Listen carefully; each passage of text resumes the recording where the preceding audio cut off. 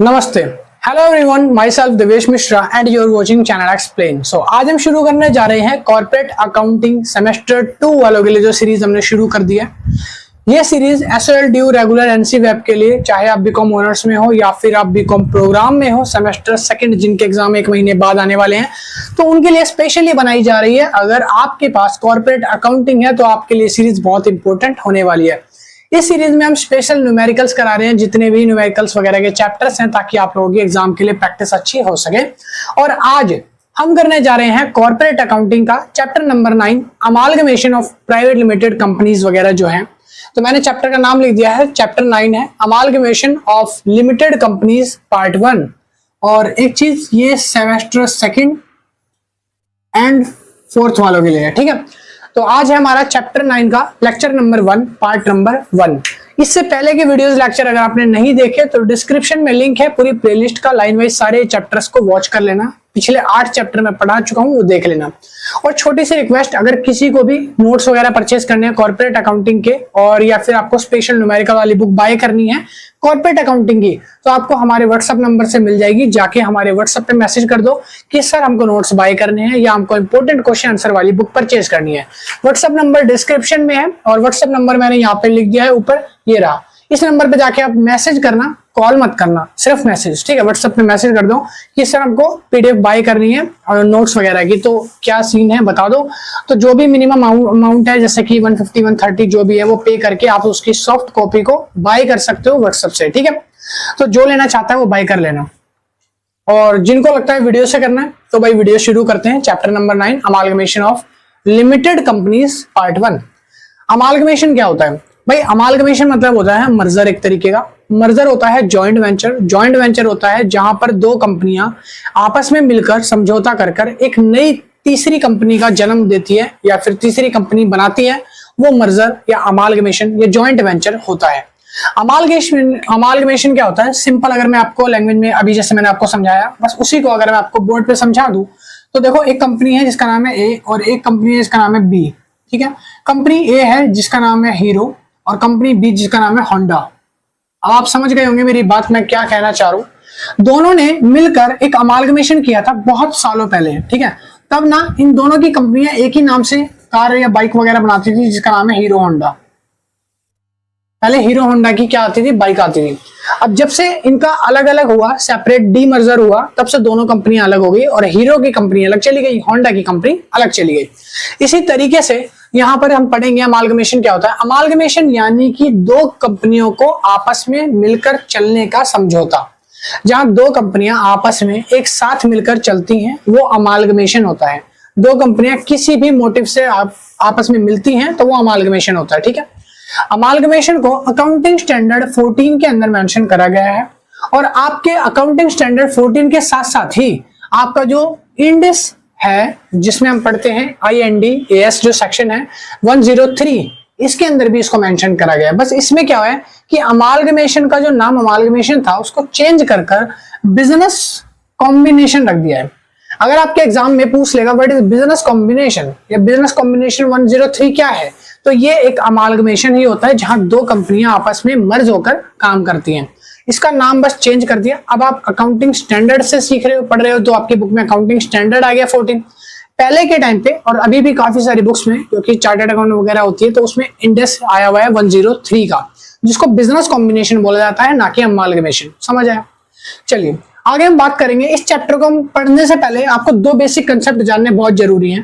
पहला कंसेप्ट है transferor company क्या होती है और दूसरा है ट्रांसफ्री कंपनी क्या होती है। ट्रांसफरर कंपनी बोलूंगा तो इसका मतलब है मैं बात कर रहा हूं ओल्ड कंपनी की। अगर मैं बात करूंगा ट्रांसफ्री कंपनी की, इट मींस मैं बात करूंगा नई कंपनी की। CO जो है वर्ड है, इसका मतलब है कंपनी। क्या है? कंपनी, ठीक है। अगर मैं बात करूंगा ट्रांसफरर की, तो ट्रांसफरर मतलब ओल्ड कंपनी, ट्रांसफ्री यानी न्यू कंपनी, ठीक है। अब सुनो, अमालगमेशन के दो मेथड होते हैं। बुक के अंदर दो तरीके लिखे गए हैं कि इन दो तरीकों से आप अमालगमेशन कर सकते हो। दो पार्ट में डिवाइड करें। अमालगमेशन के दो तरीके ये रहे। पहला तरीका होता है amalgamation in the nature of merger, जहां पर एक कंपनी और दूसरी कंपनी दोनों आपस में मिलकर और मर्ज करके काम करना स्टार्ट कर देती है, उसको बोलते हैं amalgamation in the nature of merger. दूसरा तरीका जहां पर amalgamation in the nature of purchase होता है, जहां एक कंपनी दूसरी कंपनी को बाय कर लेती है, खरीद लेती है, परचेज कर लेती है, उसकी जितनी भी असेट्स है, उसकी जितनी लाइबिलिटीज हैं, उसके जितने आउटफ्लो है, इनफ्लो है, जितना भी आउटपुट है, इनपुट है, डेटर है, पेबल है, सब चीज खरीद लेती है, तब उसको बोलते हैं amalgamation in the nature of purchase. जहां पर एक कंपनी, ओल्ड कंपनी बिक जाती है, कौन खरीदता है? नई कंपनी खरीद लेती है, उसको परचेज बोलते हैं। जहां दोनों कंपनियां मिलकर के काम करती है और तीसरी कंपनी पैदा हो जाती है, जहां पर मर्जर बोलते हैं, उसको बोलते हैं अमालगमेशन नेचर ऑफ मर्जर।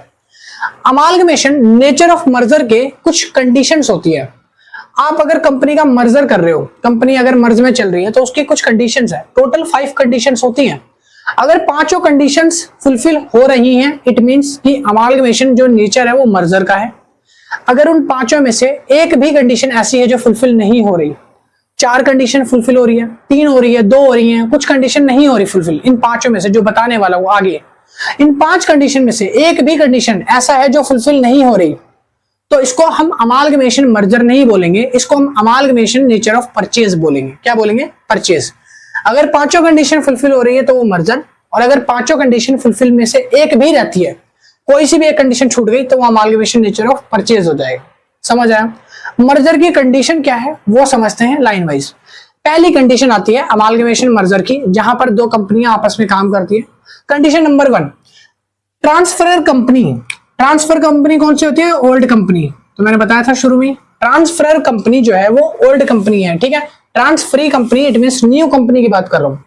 जहां पर ओल्ड कंपनी मतलब ट्रांसफरर कंपनी, मैं इसको ट्रांसफरर बोलूंगा, ओल्ड नहीं बोलूंगा बार बार, तो आप ध्यान रखना, ट्रांसफरर मींस ओल्ड कंपनी की बात हो रही है, ट्रांसफरी यानी न्यू कंपनी की बात हो रही है, ठीक है। तो ट्रांसफरर कंपनी जो है वो अपनी सारी एसेट्स और सारी लाइबिलिटीज, पहली कंडीशन है कि वो ट्रांसफर कर देती है न्यू कंपनी को, यानी ट्रांसफरी कंपनी को। जब ट्रांसफर कंपनी अपनी एसेट्स, लाइबिलिटीज और सब चीजें ट्रांसफर कर देती है अपनी ट्रांसफरेरी कंपनी को, जो नई कंपनी है उसको, तब पहली कंडीशन फुलफिल हो जाती है। दूसरी कंडीशन, जहां ट्रांसफर कंपनी जो होती है उसके जो शेयर होल्डर्स है, जितने भी शेयर होल्डर्स हैं, उन शेयर होल्डर्स में से 90% शेयर होल्डर्स जो हैं वो ज्वाइन कर लेते हैं ट्रांसफरी कंपनी को, तो दूसरी कंडीशन पूरी होती है। सपोज करो अगर मान लो 1 लाख शेयर होल्डर है, ठीक है, 1 लाख शेयर होल्डर का 90% कितना होता है? 90,000।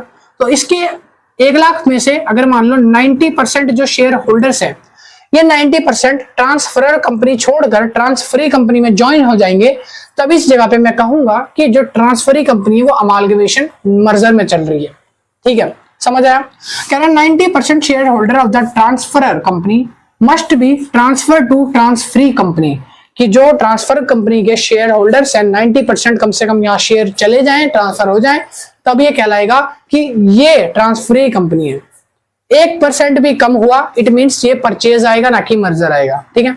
तीसरी सिचुएशन, जहां ट्रांसफर कंपनी जो होती है वो क्या करती है?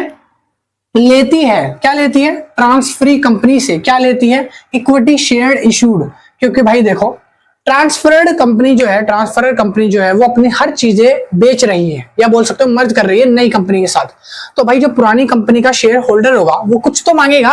अब मान लो मेरे पास पुरानी कंपनी है, आपके पास नई कंपनी है, आप मेरी कंपनी से सब चीजें लेके जा रहे हो, आप अपनी कंपनी सेट कर रहे हो, तो मैं ये कहूंगा ना कि भाई मेरे पास पुराने कुछ शेयर होल्डर्स है, उनको तो एटलीस्ट कुछ दे के जाओ, वो मेरे शेयर होल्डर्स है, आप मेरा बिजनेस ले रहे हो, उनको तो कुछ दो, मेरे शेयर होल्डर यानी कि ऑनर है वो कंपनी के। तो उसके लिए जो ट्रांसफरी कंपनी होती है वो इशू करती है इक्विटी शेयर्स। हो सकता है वो इक्विटी शेयर ना देकर पैसे दे दें, जितने भी उनकी कीमत होगी शेयर्स वगैरह की, ठीक है। तो अगर वो पैसे दे देती है तो भी ठीक, शेयर होल्डर्स है तो उनको शेयर्स दे देते हैं, इक्विटी शेयर्स, तो भी ठीक है। अगर वो डिबेंचर इशू कर देती है या कोई भी बैंक वगैरह से लोन लेके पैसे चुका देती है तो भी ठीक है, कोई दिक्कत वाली बात नहीं, बट कुछ तो दे। तो ये कहती है ट्रांसफरर कंपनी ट्रांसफरी कंपनी से कि उसके जो इक्विटी शेयर है वो इशू कर दो अपने ट्रांसफरर शेयर होल्डर्स को, पुराने शेयर होल्डर्स को नई कंपनी शेयर्स इशू कर देती है इक्विटी वाले, ठीक है। चौथी कंडीशन, जहां पर ट्रांसफरर कंपनी की कंटिन्यू बिजनेस रन होना चाहिए, और जो ट्रांसफरर कंपनी है आफ्टर अमालगमेशन, जहां ट्रांसफरर कंपनी अमालगमेशन कर लेगी ट्रांसफरी कंपनी से, तो कंडीशन ये है कि ट्रांसफरी कंपनी को बिजनेस को बिना बंद किए कंटिन्यू रन करना पड़ेगा, ये कंडीशन है। अगर कंपनी एक्स जो है कंपनी वाई में जाकर अमालगमेशन हो गया, कंपनी एक्स पुरानी कंपनी है, इसका अमालगमेशन वाई से हो गया, ठीक है, और वाई कंपनी जो है वो न्यू कंपनी बन गई है, तो वाई कंपनी क्या है कि अपना बिजनेस कंटिन्यू रन करती रहनी चाहिए। Y company continue the business, अगर वाई कंपनी कंटिन्यू कर रही है बिजनेस तो कहलाएगा अमालगमेशन हुआ है, मर्जर हुआ है। इन केस अगर वाई कंपनी बिजनेस कंटिन्यू नहीं कर पा रही या नहीं करती, बंद हो गया बिजनेस, तो उस जगह पे हम इसको बोलेंगे परचेज हुआ है यहाँ पे, ना कि मर्जर हुआ है, ठीक है। लास्ट कंडीशन क्या है कि जो ट्रांसफरी कंपनी है, जो वाई कंपनी है, नई वाली ट्रांसफरी कंपनी है, इस कंपनी को अपने कुछ फाइनेंशियल स्टेटमेंट्स बनाने पड़ेंगे। फाइनेंशियल स्टेटमेंट्स में क्या क्या दिखाना पड़ेगा वो भी सुन लो। पहली चीज आती है including all assets and liability of transferor company at books value, कि जो भी ट्रांसफरर कंपनी है उसकी बुक्स वैल्यू की जो भी एसेट्स है और जो भी लाइबिलिटीज है, ये सारी फाइनेंशियल स्टेटमेंट में ट्रांसफरी कंपनी को शो करनी पड़ेगी। तो ये होती हैं 5 कंडीशंस। अगर ये 5 कंडीशंस फुलफिल होती हैं, इट मींस कि वो पार्ट है मर्जर का, नेचर ऑफ अमालगमेशन। अगर इनमें से कोई भी एक कंडीशन ऐसी है जो पूरी नहीं हो रही इन 5 में से, तो हम बोलेंगे कि अमालगमेशन जो है वो परचेज पे हुआ है, ना कि मर्जर पे। समझ आया? मैं दोबारा से रिपीट करवा देता हूं। पहली कंडीशन क्या थी? पहली कंडीशन थी कि जितनी भी ट्रांसफरर कंपनी है वो अपना सारा एसेट लायबिलिटी ट्रांसफर कर देगी ट्रांसफरी कंपनी को। दूसरा था कि जो 90% शेयर होल्डर्स है पुरानी कंपनी के, यानी ट्रांसफरर कंपनी के, वो अपने 90% शेयर होल्डर ट्रांसफर हो जाने चाहिए नई कंपनी में, ट्रांसफरी कंपनी में, तो ही कंपनी को कंडीशन फुलफिल माना जाएगा। तीसरी कंडीशन कि जो ट्रांसफरर कंपनी है जिसके पुराने शेयर होल्डर्स है, तो उनको कुछ ना कुछ तो दिया जाना चाहिए, तो इक्विटी शेयर जो नई कंपनी है हमारी ट्रांसफरी वो इशू करेगी हमेशा। उसके बाद फोर्थ कंडीशन है कि ट्रांसफरी कंपनी को कभी भी बिजनेस को बंद नहीं करना है, कंटिन्यूअस रनिंग में रखना है, तभी वो कंडीशन फुलफिल मानी जाएगी, फोर्थ। फिफ्थ कंडीशन है कि जो ट्रांसफरी कंपनी है वो अपने फाइनेंशियल स्टेटमेंट्स को क्लियर करेगी, जो भी पुराने ट्रांसफरर कंपनी ने दिए हैं, जो भी उसके बुक्स ऑफ अकाउंट में रिकॉर्ड है उन सबको पूरा करेगी, जिसके अंदर एसेट लायबिलिटी वगैरह शामिल होती है, वो सारा अपना बुक्स ऑफ रिकॉर्ड की बुक वैल्यू पे रिकॉर्ड करेगी ट्रांसफरी कंपनी। समझ आया? तो ये थे पूरे 5 टॉपिक्स, कंडीशंस। तो अब यहां पर हमारा पार्ट नंबर 1 कंप्लीट हो गया। लेक्चर नंबर 1 में इतना ही आज के लिए। कल जो लेक्चर नंबर 2 आएगा उसके अंदर हम थोड़ा इससे एडवांस आगे सीखेंगे, आपके चैप्टर को आगे बढ़ाएंगे। आई होप वीडियो पसंद आई होगी। वीडियो को लाइक करना, शेयर करना, सब्सक्राइब कर देना। और हाँ, अगर किसी को नोट्स बाय करने हैं तो व्हाट्सअप नंबर आपको गिवन है डिस्क्रिप्शन में भी और ऊपर बोर्ड पर भी। नंबर पे जाके मैसेज कर देना कि सर हमको नोट्स परचेज करनी है, मिनिमम प्राइस जो भी होगा वो पे करके आप नोट्स की पीडीएफ को परचेज कर सकते हो व्हाट्सएप से पीडीएफ में, ठीक है। और अभी के लिए इतनी, मिलते हैं नेक्स्ट वीडियो में। Bye bye. अब आप इसके कंडीशंस उतारो और रिवीजन करो घर से, और बाकी चैप्टर प्लेलिस्ट में है, डिस्क्रिप्शन में लिंक है, प्लेलिस्ट से देख लेना। कमेंट कर देना अगर कोई दिक्कत हो, कोई डाउट हो तो कमेंट सेक्शन में रिप्लाई जरूर करेंगे, कोशिश करेंगे, ठीक है। बाय। उतार लो इसको।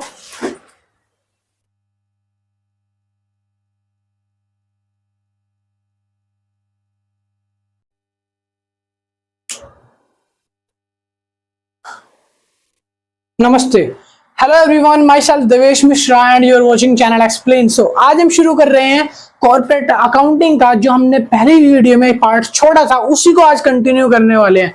तो आज हम करने जा रहे हैं chapter number 9, amalgamation of companies, amalgamation of limited companies का पार्ट 2 आज हम करने जा रहे हैं। ऑलरेडी मैंने पार्ट 1 और इससे पहले के सारे चैप्टर्स पढ़ा दिए हैं, यानी कि 1 से लेके 8 तक चैप्टर्स की वीडियो अगर आपने नहीं देखी तो डिस्क्रिप्शन में जाके देख लेना। डिस्क्रिप्शन में मैंने सारे चैप्टर वाइज लिंक डाल रखे हैं, प्लेलिस्ट डाल रखी है पूरी, तो वहां से आप वॉच कर लेना। और अगर किसी भी स्टूडेंट को नोट्स बाय करने हैं तो उसके लिए आप हमें हमारे व्हाट्सएप नंबर पे मैसेज कर देना। हमारा व्हाट्सएप नंबर डिस्क्रिप्शन में भी गिवन है और आपको बोर्ड पर भी ऊपर मेंशन कर दिया है, वो दिख रहा होगा, ठीक है। तो मेंशन कर रखा है, वहां पे आप मैसेज कर देना व्हाट्सएप पे जाकर कि हमको नोट्स की पीडीएफ बाय करनी है, जो प्राइस सर वो बता दीजिए। तो मिनिमम प्राइस पे करके आप सॉफ्ट कॉपी व्हाट्सएप पे नोट्स की परचेज कर सकते हो, ठीक है। और जिनको अगर नहीं लेना कोई बात नहीं है, आगे चलते हैं। आज हम करने जा रहे हैं पार्ट नंबर 2, आज हमारा चैप्टर नंबर 9 का। तो सबसे पहले हम पिछले चैप्टर में पढ़ चुके हैं, यानी कि पिछले पार्ट में हम पढ़ चुके हैं अमालगमेशन के बेसिक इंट्रोडक्शन के बारे में, जहां पर मैंने 2 कंपनी का जिक्र करा था। एक था ट्रांसफरर कंपनी और एक होता है ट्रांसफरी कंपनी। ट्रांसफरर कंपनी यानी कि न्यू कंपनी, ट्रांसफरर कंपनी यानी कि ओल्ड कंपनी, और ट्रांसफरी कंपनी यानी कि न्यू कंपनी, ठीक है। तो यहां पर मैं दोबारा से आपको वही चीज बताता हूं एक बार। यह है अपनी ट्रांसफरर कंपनी और यह है अपनी ट्रांसफरी कंपनी, ठीक है। जब हम अमालगमेशन की बात करते हैं तो अमालगमेशन के टाइम पर क्या होता है कि जो अपनी पुरानी वाली कंपनी होती है यानी कि ट्रांसफरर कंपनी होती है, ये अपनी सारी चीजें ट्रांसफर कर देती है नई कंपनी के पास। इसमें नई चीजों के अंदर क्या क्या जाता है, तो इस पुरानी कंपनी की जितनी भी असेट्स हैं, जितनी भी लाइबिलिटीज है और जितना भी प्रॉफिट एंड लॉस वगैरह है, ठीक है, और जो कैश वगैरह है, ये सारा कुछ ट्रांसफर हो जाता है नई कंपनी के पास यानी ट्रांसफरी कंपनी के पास। अब जो ट्रांसफरी कंपनी है ये कहती है कि जो ट्रांसफरर कंपनी है, सॉरी, ये कहती है कि आप मुझसे मेरी सारी चीजें ले रहे हो, मगर मेरे कुछ शेयर होल्डर्स हैं, मेरे कुछ डिबेंचर होल्डर्स हैं, तो उनको कुछ तो दो। उन्होंने मेरे कंपनी में इन्वेस्ट करा था अपना पैसा, बट अब आप सारी चीजें ले रहे हो, हमारा अमाल्गमेशन हो जाएगा, सारा कुछ मिल जाएगा वहां पे, तो मेरे शेयर होल्डर्स का क्या होगा। तो अब ये क्या बोलती है कि मेरे शेयर होल्डर्स का क्या होगा। तो इसके जो शेयर होल्डर है, तो जो नई कंपनी है ना, तो नई कंपनी इसके शेयर होल्डर्स को पेमेंट करती है। क्या करती है? पेमेंट। जो शेयर होल्डर्स हैं जिनकी वजह से कंपनी चल रही थी, अब तो ये कंपनी बंद हो गई अमाल्गमेशन की वजह से, तो अब ये नई कंपनी चलेगी, तो नई कंपनी पुराने वाले शेयर होल्डर्स को कैश पेमेंट कर सकती है। क्या कर सकती है भैया? कैश पे कर सकती है, मतलब कि जो पैसा इन्होंने शेयर्स के रूप में रख रखा है अपने पास, जो शेयर्स रख रखे हैं, या तो उसका पैसा दे सकती है। दूसरा, या तो वो परचेज कंसिडरेशन कर सकती है, मतलब कि वो इक्विटी शेयर्स को इशू कर सकती है, इक्विटी शेयर्स को या फिर डिबेंचर्स को। या तो जो नई कंपनी है ये बोलेगी पुराने वाली कंपनी के शेयर होल्डर्स से कि ऐसा है, आप या तो पैसा ले लो बैंक में कैश, अगर आप चाहिए तो आप कैश ले लो, चेक चाहिए आप चेक ले लो, या फिर अगर आपको नए इक्विटी शेयर्स चाहिए तो हम आपको नए इक्विटी शेयर्स इशू कर देंगे पैसे में, या फिर आपको अगर डिबेंचर्स चाहिए तो हम आपको डिबेंचर्स इशू कर देंगे। ठीक है, तो जैसा ये बोलेंगे उस तरीके से कंसिडरेशन कर लेंगे। और अगर मान लो जो पुरानी कंपनी है ये और इसके शेयर होल्डर्स, अगर इन दोनों के बीच में वो 5 कंडीशन जो मैंने पार्ट 1 में बताई थी वो पूरी होती हैं, तो इसको बोलते हैं मर्जर हो गया दोनों कंपनीज के बीच में। अगर उसमें से एक भी कंपनी जो है कंडीशन पूरी नहीं कर पाती, तो इन केस बिजनेस को बोलते हैं कि परचेज कर दिया गया है और परचेज कंसिडरेशन हुआ है। तो हम अब आज ऐसा मान के चलेंगे कि जो हमारी ट्रांसफर कंपनी है इसके शेयर होल्डर्स को ये पैसा वगैरह देके निपटा देती है। अब यहाँ पर इसने कुछ कंडीशन फुलफिल नहीं करी है नई कंपनी ने, इसलिए ये परचेज कर लिया है इसने पुराना वाला बिजनेस। और अगर परचेज कंसिडरेशन की बात आती है तो परचेज कंसिडरेशन के अंदर हम 4 तरीके से मेथड समझते हैं। 4 मेथड में आपको बताने वाला हूं कि जब कंपनी नई कंपनी पुरानी कंपनी को बाय कर लेती है, खरीद लेती है, उसकी सारी एसेट सारी लायबिलिटी परचेज कंसिडरेशन हो जाता है, तो इस केस में कौन कौन से मेथड होते हैं और क्या क्या उसका यूज होता है। तो वो 4 मेथड होते हैं परचेज कंसिडरेशन के अंदर। पहला आता है लमसम मेथड, दूसरा आता है नेट एसेट मेथड, तीसरा आता है नेट पेमेंट मेथड और चौथा आता है शेयर एक्सचेंज मेथड। ये नेट पेमेंट मेथड और नेट एक्सचेंज मेथड जो है दोनों सेम थोड़े से सिमिलर साउंड्स करते हैं। ठीक है, तो दोनों क्या सिमिलर तरह के हैं। बात करते हैं लमसम मेथड से। लमसम मेथड बिल्कुल आसान मेथड है। आपको जब न्यूमेरिकल क्वेश्चन करोगे ना, जब आपकी बुक में जनरल एंट्रीज होंगी तब आप देखोगे कि न्यूमेरिकल्स में जब आपका जो क्वेश्चन आता है एग्जाम में, उसमें सारी चीजें देखी रहेगी कि ईयरली इतना अमाउंट पे करा है, इतना अमाउंट लमसम पे है, और वहां पर जो जनरल एंट्रीज बनेगी वो जनरल एंट्रीज जब आपको लमसम का क्वेश्चन आगे कराया जाएगा वीडियो में, तभी मैं आपको इसकी नॉर्मल जनरल एंट्री, ज्यादा मुश्किल नहीं है, थोड़ी सी जनरल एंट्री तो मैं तभी बताऊंगा आपको, और बाकी इसमें कुछ ज्यादा मुश्किल नहीं है। तो पहला मेथड तो आपको समझ आ गया, बिल्कुल आसान है, इसको बाद में बताएंगे। दूसरा मेथड आज हम करते हैं जिसके अंदर लिखा है नेट एसेट मेथड। क्या होता है नेट एसेट मेथड? जो होता है वो यहाँ पे आप देखो, नेट एसेट मेथड को हम बोलते हैं कि जितना भी आपके पास एसेट है या जितनी भी आपके पास लायबिलिटी है, पुरानी कंपनी जो है वो एसेट लायबिलिटी ट्रांसफर कर रही है नई कंपनी को, यानी कि ट्रांसफर कंपनी ट्रांसफरी कंपनी को अपनी एसेट और लायबिलिटीज बेच रही है। ठीक है, परचेज के अंदर। तो नेट एसेट मेथड कैलकुलेट कैसे किया जाता है, तो हम देखते हैं कि जो ट्रांसफर कंपनी है, जो ट्रांसफरर है, जो पुरानी है, वो क्या क्या भेज रही है। तो उसने भेजा पहले तो एसेट, ट्रांसफर क्या हुआ असेट, मान लो वो असेट 10 लाख रुपए की है। फिर उसके बाद उसने कुछ लायबिलिटीज भी ले रखी होंगी, वो लायबिलिटीज भी आएंगी नई कंपनी में, है ना, पुरानी कंपनी की लायबिलिटीज भी लेगी वो। तो अब लायबिलिटीज मान लो आ गई 6 लाख की। अब देखो असेट थी 10 लाख की, लायबिलिटीज है 6 लाख की, यानी अगर इन दोनों को माइनस किया जाए तो हमें पता चल जाएगा कि परचेज कंसिडरेशन जो हुआ है वो 4 लाख रुपीज का हुआ है। मतलब कि कंपनी को सिर्फ सीधा 4 लाख रुपए मिला है। 6 लाख 10 लाख मिला तो है, मगर उसमें से 6 लाख की तो लायबिलिटी आई है, वो तो पे करनी है, वो तो सरदर्द है। लायबिलिटी पे करेंगे तो पैसा कितना बचेगा, पैसा बचेगा 4 लाख। 4 लाख जो है हमारा क्या कहलाएगा, ये परचेज कंसिडरेशन कहलाएगा। ठीक है, अब नीचे मैंने एक नोट लिखा है, नोट में क्या लिखा है, all asset and liability take on net realised value. अब हमें यह देखना है कि जो भी एसेट और जो भी लायबिलिटी हम इस ट्रांसफरर कंपनी से ट्रांसफरी में ला रहे हैं तो वो कौन सी वैल्यू पे लाया जाए। तो उसके लिए मैंने लिखा है कि जितनी भी एसेट्स हैं और जितनी भी लायबिलिटीज हैं कंपनी उसको टेक ओवर करेगी एनआरवी पे, मतलब कि नेट रियलाइज्ड वैल्यू, एनआरवी पे कैलकुलेट करके लाएगी। अब आप पुरानी कंपनी से जो भी एसेट लाओगे, जो भी लायबिलिटी लाओगे, वो रियलाइज्ड वैल्यू पे लाओगे कि जो नेट रियलाइज्ड वैल्यू होगी ना उसकी बुक्स ऑफ अकाउंट में, वही आप अमाउंट यहां पर यूज करोगे नई कंपनी में लाते टाइम। ठीक, अगर मान लो इन केस एनआरवी आपको नहीं गिवन, एनआरवी नहीं दे रखा, तो क्या कहता है कि अगर इफ एनआरवी नॉट गिवन, अगर एनआरवी नहीं गिवन है, नेट रियलाइज वैल्यू गिवन नहीं है, उस जगह पे हमको टेक लेना पड़ेगा बुक वैल्यू। क्या लेना पड़ेगा? Book value. जो बुक वैल्यू होगी हम उसको कैलकुलेट करेंगे, हम उसको इनकम मान के लेके आएंगे। ठीक है, अगर एनआरवी नहीं है तब। ठीक है, अब यहां पर बहुत सारी चीजें हैं जो असेट है, जैसे मैंने बोला असेट्स ट्रांसफर होगी, असेट के अंदर बहुत सारी असेट्स आती हैं, लायबिलिटीज के अंदर बहुत सारी लायबिलिटीज आती है, current liability, non current liability. Assets के अंदर जैसे शेयर होल्डर्स है, इक्विटी है, प्लांट एंड मशीनरी, बहुत सारी चीजें हैं। तो कौन सी चीजें इंक्लूड होंगी इसके अंदर और कौन सी चीजें इंक्लूड नहीं होंगी, उसके लिए एक ब्रीफ नोट बनाया है मैंने, जो साइड में आपको दिख रहा है। अब इस नोट को समझते हैं कि कौन कौन सी चीजें नेट एसेट मेथड में एसेट के तौर पर आएगी और कौन कौन सी लायबिलिटी इसमें आएगी। तो यहां पर सबसे पहले मैंने नोट बना दिया, इस नोट का स्क्रीनशॉट अभी मत लो, रुक जाओ, बाद में लेना, आराम से अभी समझ लो। सुनो, नोट्स के अंदर पहली चीज लिखिए, cash and bank include in assets. अगर कैश है, अगर बैंक है पैसा, तो उसको हम एसेट्स में इंक्लूड करेंगे। अगर कैश बैंक होगा तो एसेट्स में जब ट्रांसफर होगा पुरानी कंपनी से नई कंपनी में अगर आएगा तो उसके अंदर कैश और बैंक अगर है जितने का, वो हम इंक्लूड कर देंगे एसेट्स में कि हाँ ये हमारी एसेट आई है। अगली चीज है फिक्स्ड एसेट। जो हमारी फिक्टिटियस एसेट है, इसके अंदर हम देखेंगे कि कौन सी चीज जो है वो इंक्लूड नहीं होंगी एसेट के अंदर। क्या बोला मैंने? फिक्टिटियस एसेट्स के अंदर हम पढ़ेंगे कि वो चीजें जो नॉट इंक्लूड इन एसेट्स है, जो एसेट्स के अंदर इंक्लूड ही नहीं है, तो कौन सी है? वो है प्रिलिमिनरी एक्सपेंसेस, जो भी खर्चे प्रिलिमिनरी पे आएंगे वो। अंडर राइटिंग कमीशन, अगर अंडर राइटिंग कमीशन है कंपनी के अंदर पुरानी ट्रांसफर कंपनी में, तो उसको इंक्लूड नहीं करेंगे एसेट्स में। अगर कोई भी यहां पे लिखा है discount on issue of securities है, डिस्काउंट है सिक्योरिटीज इश्यू करने पे, तो उसको भी इंक्लूड नहीं करेंगे एसेट्स में।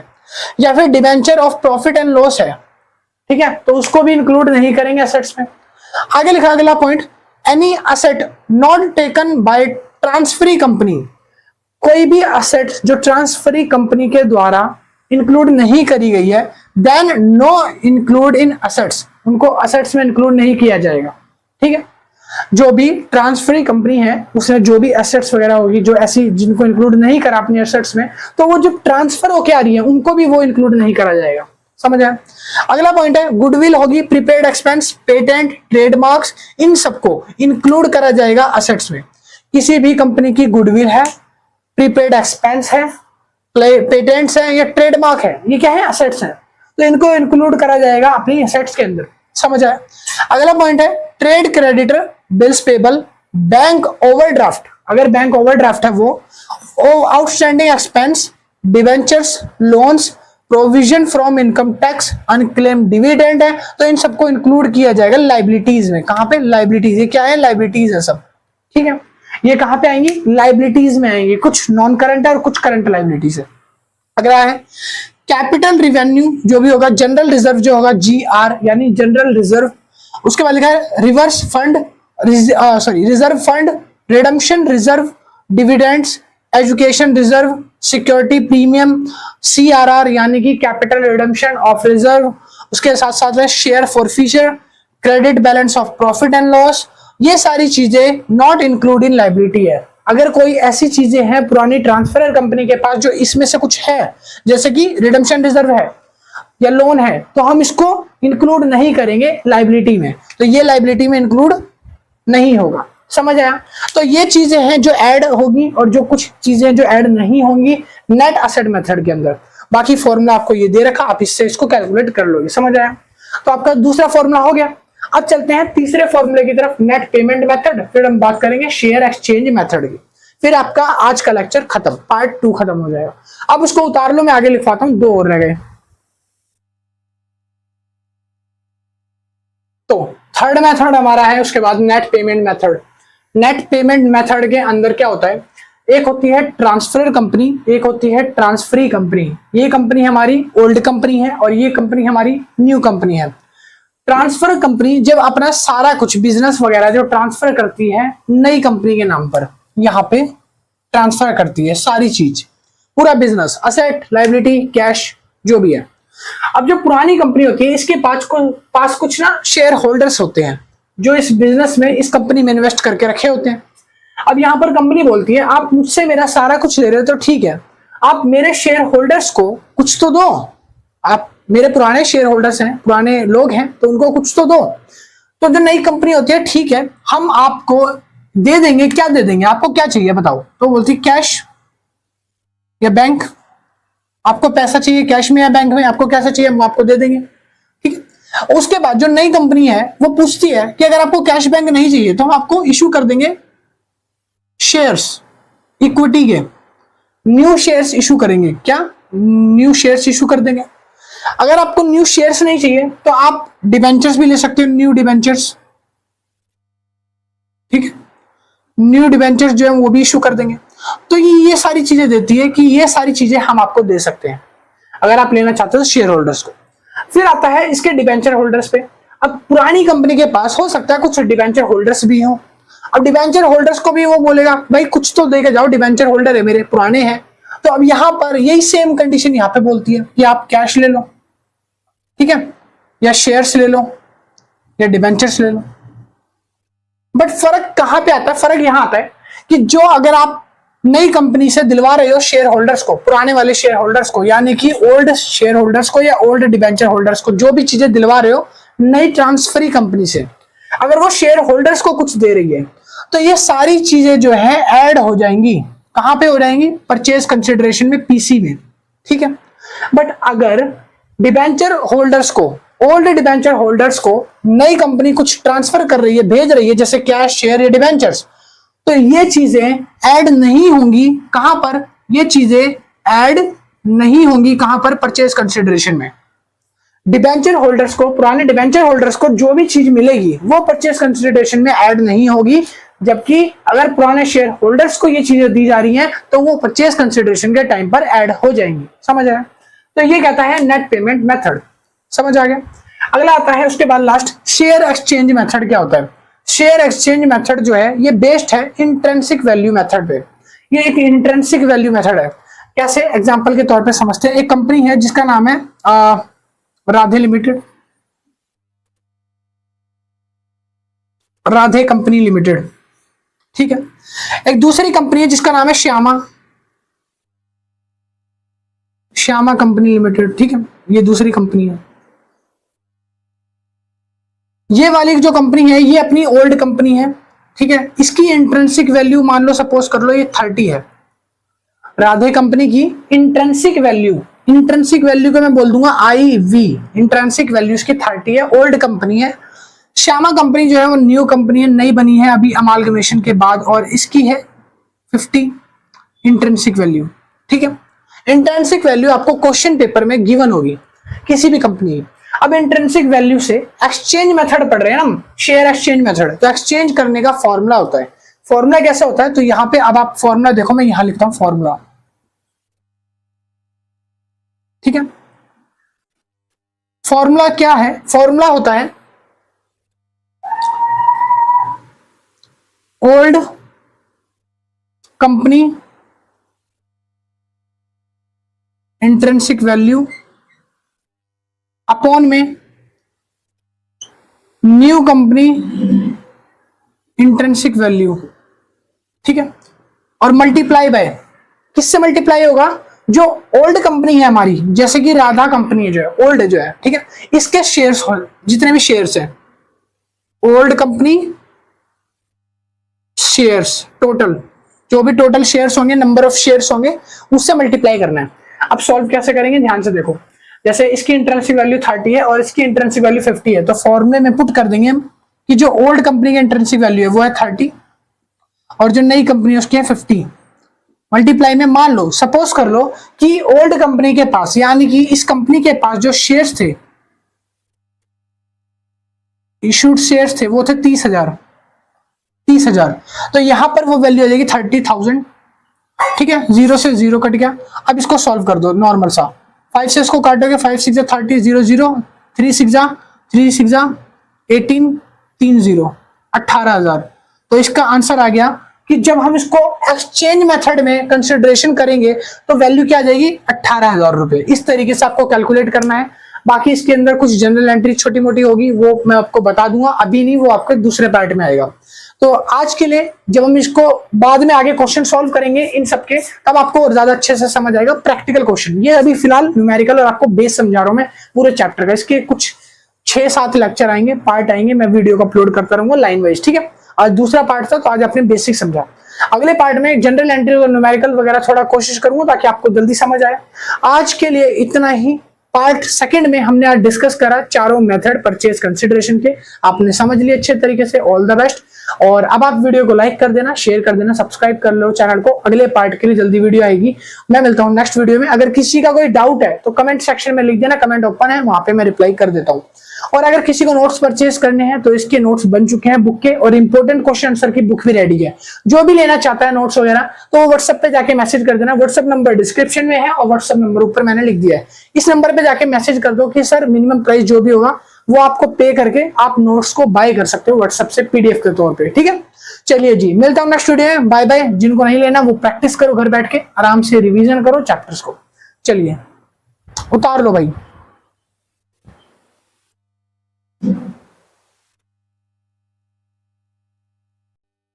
हाँ भाई, नमस्ते, hello everyone, my self Devesh Mishra and you are watching channel explain. So आज हम शुरू करने जा रहे हैं कॉर्पोरेट अकाउंटिंग का chapter number 9, amalgamation of limited companies. इसका पार्ट नंबर 3 है, जिसमें आज हम करेंगे जर्नल एंट्रीज, समझेंगे कि कैसे कैसे जनरल एंट्रीज जो है, अगर मर्जर केस होगा या परचेज का केस होगा तो उसमें कैसे करी जाती है। सबसे पहले मैं आपको बता दूं, ये जो सीरीज बनाई जा रही है ये सेमेस्टर 2 और सेमेस्टर 4 के लिए बनाई जा रही है, जो कि बीकॉम ऑनर्स और बीकॉम प्रोग्राम के बच्चे हैं दिल्ली यूनिवर्सिटी के। एसएल में हो, रेगुलर में हो, एनसीवेब में हो, आप ये सीरीज देख सकते हो अगर आपके पास कॉर्पोरेट अकाउंटिंग सब्जेक्ट है तब। और एक चीज और, अगर किसी भी स्टूडेंट को इसके पहले के चैप्टर्स नहीं देखे भी आपने और देखने हैं तो डिस्क्रिप्शन में ना पूरी प्लेलिस्ट का लिंक है, तो सारे चैप्टर्स की वीडियो डिस्क्रिप्शन में मैंने डाल दी है, तो वहां से जाके एक एक करके सारे चैप्टर्स को वॉच कर लेना। और अगर किसी को भी नोट्स परचेज करने हैं कॉर्पोरेट अकाउंटिंग सब्जेक्ट के, तो नोट्स के लिए आपको व्हाट्सएप पे मैसेज करना पड़ेगा। व्हाट्सएप नंबर मेरा बोर्ड पे मेंशन है और डिस्क्रिप्शन में भी मैंने लिख दिया है, तो ये रहा नंबर पे जाके मैसेज कर दो कि सर हमें नोट्स परचेज करने हैं, प्राइस बता दो। जो भी मिनिमम प्राइस होगा 150 130 वो पे करके आपको नोट्स की पीडीएफ मिल जाएगी, व्हाट्सएप से आप परचेज कर सकते हो। ठीक है, कोई भी फ्रॉड वगैरह नहीं है भाई, जेन्युइन मेरा खुद का पर्सनल नंबर बता रहा हूँ ये। ठीक है, तो जाके आप इजिली बाय कर सकते हो। और जो बच्चे वीडियो से करना चाहते हैं तो भाई वीडियो शुरू करते हैं। आज हम पढ़ने जा रहे हैं चैप्टर 9 का part 3, amalgamation of limited companies का पार्ट 1 और 2 में डाल चुका हूं, जिसमें हमने कुछ इंट्रोडक्शन बेसिस पढ़े थे। वो अगर आपने नहीं देखी तो डिस्क्रिप्शन में प्लेलिस्ट है, देख लेना। चैप्टर 9 का पार्ट 3 जो है, आज हम सीखेंगे कि जर्नल एंट्रीज होती है कैसे। पार्ट 2 में मैंने आपको 2 तरीके बताए थे अमालगमेशन के। पहला अमालगमेशन का तरीका होता है जब अमालगमेशन मर्जर में होता है, मर्जर यानी कि जब 2 कंपनी आपस में मिल जाती है उस जगह पर। और दूसरा तरीका बताया था जब एक कंपनी दूसरी कंपनी को पूरे बिजनेस के साथ जड़ समेत खरीद लेती है, परचेज कर लेती है, तब उसकी दूसरा सिचुएशन होता है। आज हम उन दोनों सिचुएशन की जो जनरल एंट्रीज होती हैं वो सारी समझेंगे। तो आज हम शुरू करते हैं जनरल एंट्री से। तो लिखा in the basis of transferee company new company. हमने बात करी थी पिछली वीडियो में कि जो ट्रांसफर कंपनी होती है, एक वो होती है ओल्ड कंपनी और एक होती है ट्रांसफरी कंपनी जो नई कंपनी होती है। तो हम नई कंपनी यानी ट्रांसफरी कंपनी के अकॉर्डिंग सारी जनरल एंट्रीज पढ़ेंगे। अगर पुरानी कंपनी से नई कंपनी में बिजनेस डेवलप हो रहा है, अमालगमेशन हो रहा है, तो 2 केसेस बनते हैं। एक तो जब पूरा बिजनेस परचेज कर लिया जाए तो परचेज का केस बनता है। एक जब बिजनेस पूरा परचेज ना करके सिर्फ एक मर्जर हो जाए दोनों कंपनी के बीच में, तब क्या जनरल एंट्री बनती है। तो यहां पर मैंने लिखा है amalgamation in nature of merger, ये मर्जर का केस है। और यहां मैंने लिखा है amalgamation in nature of purchase, जब एक कंपनी दूसरी कंपनी को परचेज कर ले, पूरा बाय कर ले, तब जनरल एंट्रीज क्या बनेगी, ये है मर्जर की एंट्री, और मर्जर की आधी एंट्री यहाँ पे भी है, 7 एंट्री है टोटल, और यही 7 एंट्री आपको करनी है परचेज के टाइम पे भी, तो 7 इसकी और 7 इसकी, बस इतनी एंट्री है। शुरू करते हैं नंबर 1 से। पहली एंट्री है on the date of approve scheme, जब आपको पता चलता है कि आपका और दूसरी कंपनी का एक साथ क्या होने जा रहा है, मर्जर, तब इसकी जनरल एंट्री पास होती है। पहली जनरल एंट्री होगी बिजनेस परचेज अकाउंट डेबिट। आपने पूरा बिजनेस जो है मर्ज करा है, परचेज करा है, यानी एक तरीके से आपने उसकी एसेट्स, लायबिलिटीज, सब चीजें ले ली हैं, तो यहां पर हम बोलेंगे बिजनेस परचेज अकाउंट डेबिट, पूरा बिजनेस परचेज करा है। 2 में क्या लिखेंगे, 2 में लिक्विडेशन ऑफ ओल्ड कंपनी, जो ओल्ड कंपनी है उसका जितना लिक्विडेशन हुआ है उसको क्रेडिट साइड रखा जाएगा, ठीक है, जिसमें उसकी एसेट होगी, उसके रिजर्व होंगे, उसके फंड्स होंगे, उसके प्रोविजंस होंगे, उसके लायबिलिटीज होंगी, है ना, बहुत सारी चीजें आती हैं। और यहां पर हम इसको डिनोट करेंगे पीसी से, पीसी यानी परचेज कंसिडरेशन, और ये परचेज कंसिडरेशन निकालना मैंने पुरानी वीडियो में यानी पार्ट 2 में समझाया हुआ है, कैसे परचेज कंसिडरेशन आपको कैलकुलेट करना है। अगर भैया परचेज कंसिडरेशन निकालना नहीं आता तो क्या एंट्री नहीं होगी, भाई नहीं हो पाएगी, तो परचेज कंसिडरेशन का अमाउंट आपको आना चाहिए निकालना, ठीक है। असेट लायबिलिटी को माइनस करके मैंने पिछली वीडियो में समझाया था, जाके देख लेना, डिस्क्रिप्शन में लिंक है प्लेलिस्ट में। सुनो, अगली एंट्री है ऑन, अगर मान लो अमालगमेशन मर्जर में हुआ है on the date of approve scheme, तो एंट्री क्या बनी, बिजनेस परचेज अकाउंट डेबिट, 2 में लिक्विडेशन ऑफ ओल्ड कंपनी। ये तब होगा जब मर्जर का केस होगा।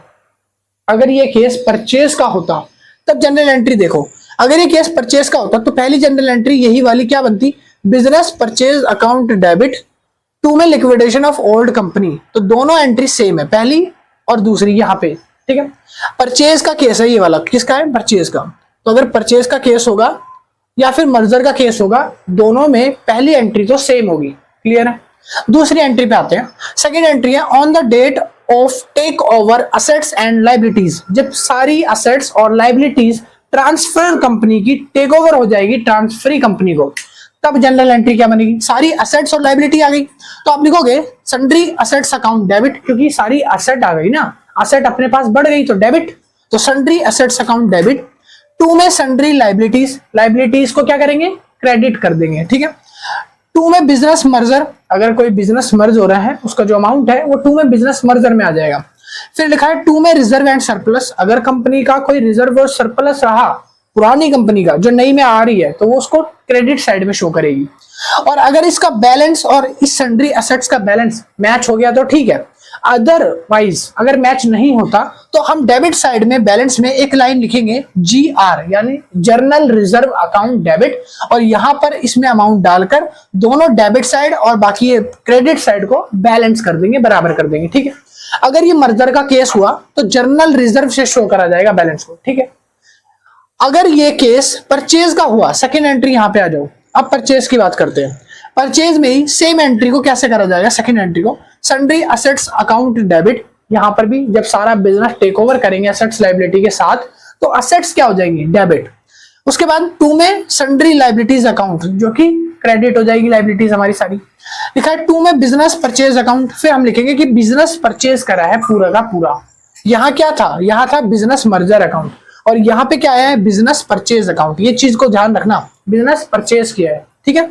अगर इसका बैलेंस मैच हो गया तो ठीक है, अदरवाइज अगर बैलेंस मैच नहीं होता परचेज सिचुएशन में, तब हम क्या करेंगे, फिर हम एक वर्ड लिखेंगे गुडविल अकाउंट डेबिट और बैलेंस कर देंगे अमाउंट को गुडविल अकाउंट लिखने के बाद, ठीक है। तीसरी जनरल एंट्री आते हैं मर्जर की। दोबारा मर्जर में थर्ड एंट्री, जब पेमेंट जो है वो हो जाएगी कंसिडरेशन में, जब पेमेंट को कंसिडरेशन में पे किया जाएगा उस टाइम क्या जनरल एंट्री होगी, एंट्री होगी liquidation of old company account debit. किसकी, ओल्ड कंपनी कौन सी, ट्रांसफरर कंपनी। ट्रांसफरर कंपनी जो है उसका लिक्विडेशन होगा और जितनी भी एसेट्स वगैरह लायबिलिटीज वगैरह वो सारी की सारी डेबिट साइड में दिखाई जाएगी। उसके बाद क्या लिखा है, पेमेंट ऑफ परचेज कंसिडरेशन। अब आपके पास अगर मान लो ओल्ड कंपनी का पूरा सब कुछ आपने ले लिया, खरीद लिया, मर्ज कर लिया, उनके कुछ शेयर होल्डर्स होंगे, उनको पे भी तो करना पड़ेगा, कंसिडरेशन तो देना पड़ेगा। वो ओल्ड कंपनी जो है बोलेगी, मैंने पिछली वीडियो में पार्ट 2 में बताया था कि भाई हमारे कुछ शेयर होल्डर्स है पुराने वाली कंपनी के, तो उसको तो कुछ देना पड़ेगा, चाहे आप इक्विटी शेयर दो, चाहे आप कैश दो, चाहे आप बैंक से दो, चाहे चेक दो, चाहे डिवेंचर इशू करो, कुछ तो दो। तो हम वही करेंगे कि उनको क्या देंगे, इक्विटी शेयर कैपिटल दे सकते हैं, सिक्योरिटी प्रीमियम पे कर सकते हैं, या प्रेफरेंस शेयर कैपिटल उनको इशू कर सकते हैं, या फिर हम उनको कैश दे सकते हैं। ठीक है, पेमेंट के तौर पे ये सब चीजें हम कर सकते हैं। ठीक है, किसको, लिक्विडेशन जब होगा ओल्ड कंपनी का उसको। ये जनरल एंट्री है। अब तीसरी जनरल एंट्री जो है वो अगर परचेज का केस आ जाए, परचेज में अगर पेमेंट कंसिडरेशन आ जाए तो जनरल एंट्री सेम होगी एज इट इज। तो तीसरी जनरल एंट्री लिखा है सेम थर्ड एंट्री। तो एंट्री थर्ड ये वाली जो है मर्जर की, ये सेम जनरल एंट्री परचेज में भी हो जाएगी। समझ आया, कोई दिक्कत नहीं है। आगे चलते हैं। फोर्थ जनरल एंट्री कहता है कि जब कैंसिलेशन हो जाएगी कोई भी कॉन्ट्रा आइटम, तब वो जनरल एंट्री क्या पास करेंगे। अगर कोई भी कॉन्ट्रा आइटम है जो कैंसिल है, ठीक है, तो उसमें क्या होगा, जब आपकी लाइबिलिटी पहले थी क्रेडिट मतलब बढ़ी हुई थी, अब आपकी वो लाइबिलिटी खत्म हो जाएगी। जब लाइबिलिटी कम होती है तब लाइबिलिटी कहाँ जाती है, डेबिट साइड में। कहाँ जाती है, डेबिट साइड। और लाइबिलिटी यानी क्रेडिटर्स, तो हम क्रेडिटर्स अकाउंट डेबिट कर देंगे और जो आपके डेटर्स अकाउंट है वो क्रेडिट कर देंगे। ठीक है, यानी मुझे जो है पैसा पे करना है अपनी ओल्ड कंपनी को, मैं उनके लिए क्या हो गया, डेटर। ठीक है, और उनको पैसा मुझसे मिलना है। ठीक है, अब सुनो, यहां पर मेरे लिए तो वो क्रेडिटर है, ठीक है, कि मुझे पैसा पे करना है, उनके लिए मैं डेटर हूं, उनको पैसा आएगा। तो यहां पर इसीलिए हम क्या करेंगे, क्रेडिटर अकाउंट डेबिट टू में डेटर अकाउंट। और ये जो जनरल एंट्री है फोर्थ, सेम जनरल एंट्री पास होगी जब परचेज का केस आएगा तब। मर्जर में भी सेम होगी और परचेज में भी सेम होगी। परचेज में भी लिखा मैंने एंट्री सेम होगी फोर्थ वाली। ठीक, फिफ्थ एंट्री पे आ जाते हैं। फिफ्थ एंट्री मैंने इस साइड शो करी है, यहाँ पे जगह नहीं है नीचे, इससे फिफ्थ एंट्री वहां पे है। पांचवी एंट्री इसके बाद बता रहा हूं, इसके बाद जो fifth, on payment of liabilities. अब आपको देखा आपने कि भाई हमने पूरा बिजनेस बाय कर लिया है, अब लाइबिलिटीज वगैरह जो है उसको पे करने का टाइम आ गया, लाइबिलिटीज पे कर देनी चाहिए। अब लाइबिलिटीज पे जब होगी तो आएगा sundry liabilities account debit. Sundry liabilities account debit कब होता है, लाइबिलिटीज डेबिट कब होंगी, जब लाइबिलिटीज खत्म हो रही है। इट मींस अगर लाइबिलिटी क्रेडिट लिखा है या क्रेडिटर को क्रेडिट करा है, इट मींस लाइबिलिटी खड़ी हुई है, पे नहीं करी है। यहाँ डेबिट हुई है तो इसका मतलब है लाइबिलिटीज पे हो चुकी है। कैसे पे किया होगा, या तो कैश बैंक दिया होगा, या कोई भी नई लाइबिलिटीज हमने खड़ी कर ली होगी, लोन वगैरह लेके उसको पैसा चुकाया होगा। तो इसीलिए एंट्री है sundry liabilities account debit, to में कैश या बैंक, और टू में न्यू लाइबिलिटीज अराइज हो जाएगी। ठीक है, अब यहाँ पर जो फिफ्थ एंट्री है, इधर आ जाओ। फिफ्थ एंट्री भी सेम है, अगर परचेज का केस है तो भी सेम है, और मर्जर के केस है वो भी सेम है। ये मर्जर, ये मर्जर की ही एंट्री वो वाली तीनों। ठीक है, और दोनों में सेम एंट्री होगी फिफ्थ भी। तो कहने का मतलब है third entry, fourth entry, fifth entry. ठीक है, थर्ड, फोर्थ और फिफ्थ एंट्री क्या है, सेम होगी। ठीक, सिक्स्थ एंट्री पे आ जाओ, लास्ट आगे। For payment of liquidation expenses, liquidation के बदले अगर जो आपने एक्सपेंस पे करे, जो खर्चे लिक्विडेशन हुए हैं उस पे जो आपने एक्सपेंस पे करा है, उसकी जनरल एंट्री कैसे होगी, तो जर्नल रिजर्व से हम पैसा निकालेंगे, जनरल रिजर्व को अकाउंट को डेबिट करेंगे, टू में कैश करेंगे, और जनरल रिजर्व से जाएगा पेमेंट सारा। ठीक है, यहां पर तो हो गया मर्जर का केस ये वाला। अगर यही केस परचेज में होता तब क्या होगा, तब एंट्री उल्टी हो जाएगी। तब एंट्री क्या होगी, उल्टी हो जाएगी। तो यहां पर हम लिखेंगे sixth Y, goodwill account debit, to में कैश अकाउंट। यहां पर जैसे जनरल रिजर्व है ना, रिजर्व बोलते हैं मर्जर के टाइम पे। जब परचेज की बात करेंगे, परचेज कंसिडरेशन हो रहा है, अमालगमेशन परचेज में हो रहा है बिजनेस का, तब वो गुडविल हो जाती है। तो ये क्या हो जाती है, गुडविल। और ये चीज मैंने आपको सेकंड एंट्री में पढ़ाया था। सेकंड एंट्री पे आ जाओ, दोबारा से देख लो एक बार। सेकंड एंट्री में मैंने क्या करा था, जनरल रिजर्व को डेबिट करा था। ठीक है, और अभी यही मर्जर की सिक्स्थ एंट्री में आ जाओ, जनरल रिजर्व को क्या करा है, डेबिट, क्योंकि यहाँ पर जनरल रिजर्व यूज होता है, गुडविल नहीं। गुडविल वर्ड जो है यूज कहाँ होता है, सेकंड एंट्री में देखो, परचेज वाली में। गुडविल यहां भी आया था और गुडविल अब फिर से आ गया। ठीक है, इसका मतलब क्या हुआ कि गुडविल वर्ड जो है वो परचेज के केस में बनता है, जनरल रिजर्व जो है वो मर्जर के केस में बनेगा। तो एंट्री क्या होगी, six, goodwill account debit, to में कैश। इस तरीके से आप पे करोगे अपनी जितनी भी आपकी लिक्विडेशन एक्सपेंसेस होगी परचेज के केस में। सेवेंथ एंट्री पे आते हैं। सेवेंथ लास्ट एंट्री है, कह रहा है क्रिएशन स्टेचुअरी रिजर्व। अगर आपको अपने कोई भी स्टेचुअरी रिजर्व जो है वो क्रिएट करने हैं मर्जर के केस में, तो जनरल एंट्री पास नहीं होती, कोई रिक्वायर्ड नहीं है, लिखा है not required to create in merger. Merger के केस में आपका कोई भी क्रिएशन करने की जरूरत नहीं है स्टेचुअरी रिजर्व की। बट अगर इस जगह परचेज होता, परचेज के केस में, सेवेंथ एंट्री ये रही, यहां पर आपको स्टेचुअरी रिजर्व अगर क्रिएट करना पड़ा तो जनरल एंट्री पास होगी। क्या एंट्री होगी? अमालगमेशन एडजस्टमेंट अकाउंट डेबिट, और 2 में स्टेचुअरी रिजर्व अकाउंट, तो अमालगमेशन हुआ है, एडजस्टमेंट अकाउंट डेबिट होगा, थोड़ा धीरे। उसके बाद लिखा अगला 2 में स्टेचुअरी रिजर्व अकाउंट होगा, ठीक है। तो ये एंट्री इस तरीके से पास होगी, समझ आया? तो यहां पर आपका पूरी सातों की सातों जनरल एंट्री मैंने आपको बताई, इससे ज्यादा और कोई जनरल एंट्री नहीं है पूरे चैप्टर में, बेसिक यही है। अगले वीडियो में हम थोड़ा सा कोशिश करेंगे कि न्यूमेरिकल्स वगैरह आपको मैं करवा सकूं, न्यूमेरिकल्स थोड़ा करवाऊंगा ताकि आपको अच्छी सी प्रैक्टिस हो जाए, ठीक है भाई। तो वीडियो अगर पसंद आया तो लाइक शेयर एंड सब्सक्राइब कर देना। मिलते हैं नेक्स्ट वीडियो में, अभी के लिए इतना ही। और अगर किसी को नोट्स परचेज करने हो तो उस नंबर पे जाके मैसेज कर देना, और नोट्स की पीडीएफ बाय कर सकता है, व्हाट्सएप से जाकर परचेज कर सकते हो। और नहीं करना तो वीडियो से आप करते रहो। पार्ट अगला जो है 4th पार्ट जल्दी आएगा।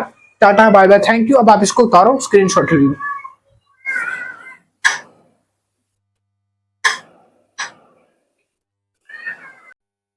नमस्ते, hello everyone, my self Devesh Mishra and you're watching channel explain. So आज हम शुरू करने जा रहे हैं कॉर्पोरेट अकाउंटिंग का एक और नया चैप्टर। जैसे हमने शुरू करा था चैप्टर नंबर 9, इसका पार्ट नंबर 4 आज होने वाला है। और आज मैं आपको एक न्यूमेरिकल क्वेश्चन सिखाने वाला हूं।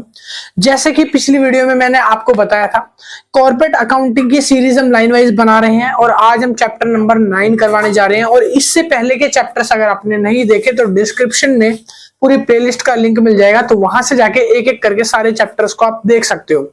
और अगर किसी को भी इसके नोट्स परचेज करने हैं, यानी कि कॉर्पोरेट अकाउंटिंग के आपको नोट्स या फिर इंपॉर्टेंट क्वेश्चन आंसर वाली बुक परचेज करनी है, तो उसके लिए आपको क्या करना है, आपको व्हाट्सएप नंबर पे जाना है हमारे, उस पे जाके आपको मैसेज कर देना है कि सर हमको नोट्स परचेज करने हैं। जो भी मिनिमम प्राइस होगा, जैसे कि 130 150 है, वो पे करके आप नोट्स की पीडीएफ को बाय कर सकते हो। व्हाट्सएप नंबर कहाँ पे लिखा है, तो डिस्क्रिप्शन में भी मैंने अपना व्हाट्सएप नंबर डाल दिया है और बोर्ड पर भी मैंने यहाँ पर मेंशन कर दिया है। इस नंबर पे जाके आपको मैसेज कर देना है, सिंपल, ठीक है। चलिए शुरू करते हैं। तो आज की वीडियो, आज हम करने जा रहे हैं चैप्टर नंबर 9, यानी कि अमालगमेशन ऑफ लिमिटेड कंपनी का पार्ट नंबर 4। पार्ट 3 में ऑलरेडी डाल चुका हूं, जहां पर हमने बेसिक्स, जर्नल एंट्री सारी कुछ सीख ली है। आज हम न्यूमेरिकल क्वेश्चन की प्रैक्टिस करेंगे। न्यूमेरिकल क्वेश्चन आप लोगों की स्क्रीन पर ये आपको दिख रहा होगा, ठीक है। तो न्यूमेरिकल क्वेश्चन आप लोगों को लिखा हुआ है, W limited agreed to acquire the business of Z Limited. The balance sheet of the Z Limited dates was as follows. कह रहा है यहाँ पर एक बैलेंस शीट बना के आप लोगों के सामने प्रेजेंट करी है। कह रहा है consideration payable by W limited, consideration W limited के द्वारा पे हुआ है। और कुछ फॉलोइंग एडिशनल इंफॉर्मेशन जो है वो नीचे लिखी हुई है, आप लाइन से देख सकते हो। टोटल 5 इंफॉर्मेशन है और हमें प्रिपेयर करना है, prepare realisation account, realisation account भी बनाना है, जर्नल एंट्रीज भी करनी है। किसकी बुक्स में? एक तो जी लिमिटेड की और दूसरा है डब्ल्यू लिमिटेड की, दोनों की जनरल एंट्रीज बनानी है। और उससे पहले बनाना है रियलाइजेशन अकाउंट। और रियलाइजेशन अकाउंट से पहले हमें निकालना पड़ेगा परचेज कंसिडरेशन। कैसे निकालते हैं, चलिए जी सॉल्यूशन कर देते हैं स्टार्ट। और सॉल्यूशन से पहले क्वेश्चन आपकी स्क्रीन पर ही रहेगा, तो क्वेश्चन वहां से आप पढ़िएगा, ठीक है। सॉल्यूशन सबसे पहले हमें क्या करना पड़ेगा, हमें निकालना है परचेज कंसिडरेशन। थोड़ी सी आवाज कम करेगी तो मैं वीडियो अच्छी बना पाऊंगा। परचेज कंसिडरेशन कैसे करते हैं, तो इसके लिए सबसे पहले में एडिशनल इंफॉर्मेशन पढ़नी है, उसमें क्या क्या चीजें गिवन है। पहली एडिशनल इंफॉर्मेशन है, ए पॉइंट कहता है a cash payment of ₹2.50 for each share of ₹10 in G limited. मतलब जी लिमिटेड कह रहा है कि जो कैश पेमेंट हुई है एक शेयर की ₹2.50 करी गई है, और जो शेयर था 10 रुपए वाला, उसके लिए 10 रुपए का एक शेयर था, मगर ₹2.50 के हिसाब से पेमेंट हुई है। और अब बताओ कितनी पेमेंट है। तो अब आप बैलेंस शीट में देखो, बैलेंस शीट के अंदर लाइबिलिटी साइड में सबसे पहली लाइन में लिखा है 60,000 इक्विटी शेयर्स थे, 10 रुपए का एक था। इक्विटी शेयर्स कितने थे? 60,000। तो आप लिख लो यहाँ पर 1 2 3 4। भाई मार्कर नया है तो थोड़ा सा हल्का लाइटर चल रहा होगा, तो थोड़ा क्वालिटी एचडी करके देखना, जल्दी समझ आएगा। 60,000 शेयर्स थे। कह रहा है एक शेयर 10 का था, बट पेमेंट कैश में ₹2.50 के हिसाब से हुई है, तो मतलब कि इसकी मल्टीप्लाई 2.50 से हो जाएगी, ठीक है। और अब इसकी मल्टीप्लाई करते हैं 2.50 से। अब इसकी मल्टीप्लाई करने के बाद हमारा जो आंसर आएगा, मल्टीप्लाई करके देखते हैं कितना आता है। तो ये आ जाएगा 1,50,000 यानी 1.5 लाख रुपए, ठीक है। अच्छा, एक और लाइन लिखी है एडिशनल इंफॉर्मेशन के अंदर ही, आप देखो सेकंड वाली line, the issue of 90,000 equity share of know each fully paid कोई भी फुल्ली पेड नहीं हुआ है। 90,000 इक्विटी शेयर्स थे, तो दूसरा पॉइंट लिख लो, 90,000 इक्विटी शेयर्स थे। ठीक है, कहता है उसके बाद कि एग्रीड वैल्यू जो है वो 15 पर शेयर है। अब इसकी एग्रीड वैल्यू क्या है, 15 पर शेयर दी हुई है, कि मतलब 15 रुपए का एक शेयर जो है इसको निकाला गया है। अब इसके हिसाब से इसको मल्टीप्लाई करेंगे तो ये हो जाएगा, मल्टीप्लाई होने के बाद तकरीबन 9 से 15 के मल्टीप्लाई कर दो तो आ जाएगा आपका 13,50,000। ठीक है, ये जो दोनों चीजें मैंने निकाली है अभी सबसे पहले एडिशनल इंफॉर्मेशन से, ये है हमारा परचेज कंसिडरेशन। क्या है, परचेज कंसिडरेशन। क्वेश्चन के अंदर सबसे पहले आपको परचेज कंसिडरेशन को कैलकुलेट करना पड़ता है। ठीक है, आगे जैसे जैसे एडिशनल इंफॉर्मेशन आएगी मैं आपको वो समझाता जाऊंगा कैसे कैसे क्या क्या करना है। परचेज कंसिडरेशन निकलने के बाद टोटल निकालना है, परचेज कंसिडरेशन कितना हो जाएगा, 13.5 लाख और 1.5 लाख, तो ये हो जाएगा टोटल 15 लाख, 15 लाख। ठीक है, तो 15 लाख का क्या है हमारा पीसी कैलकुलेट हो गया, परचेज कंसिडरेशन, जो कि मैंने आपको जनरल एंट्री के टाइम पर भी पार्ट 3 में बताया था, पहले ये निकालना पड़ता है। अच्छा, आगे लिखा है प्रिपेयर करो सबसे पहले रियलाइजेशन अकाउंट। तो रियलाइजेशन अकाउंट आपको सबसे पहले प्रिपेयर करना पड़ेगा। ठीक है, बनाते हैं बुक्स ऑफ कौन सा, जी लिमिटेड। तो आप लिखो यहां पे बुक्स ऑफ जी लिमिटेड। ठीक है भाई, तो सबसे पहले यहां पे क्या बनाना है, रियलाइजेशन अकाउंट। तो मैं यहां लिख ले रहा हूं रियलाइजेशन अकाउंट। ठीक है, ये लो हो गया, और यहां पर ये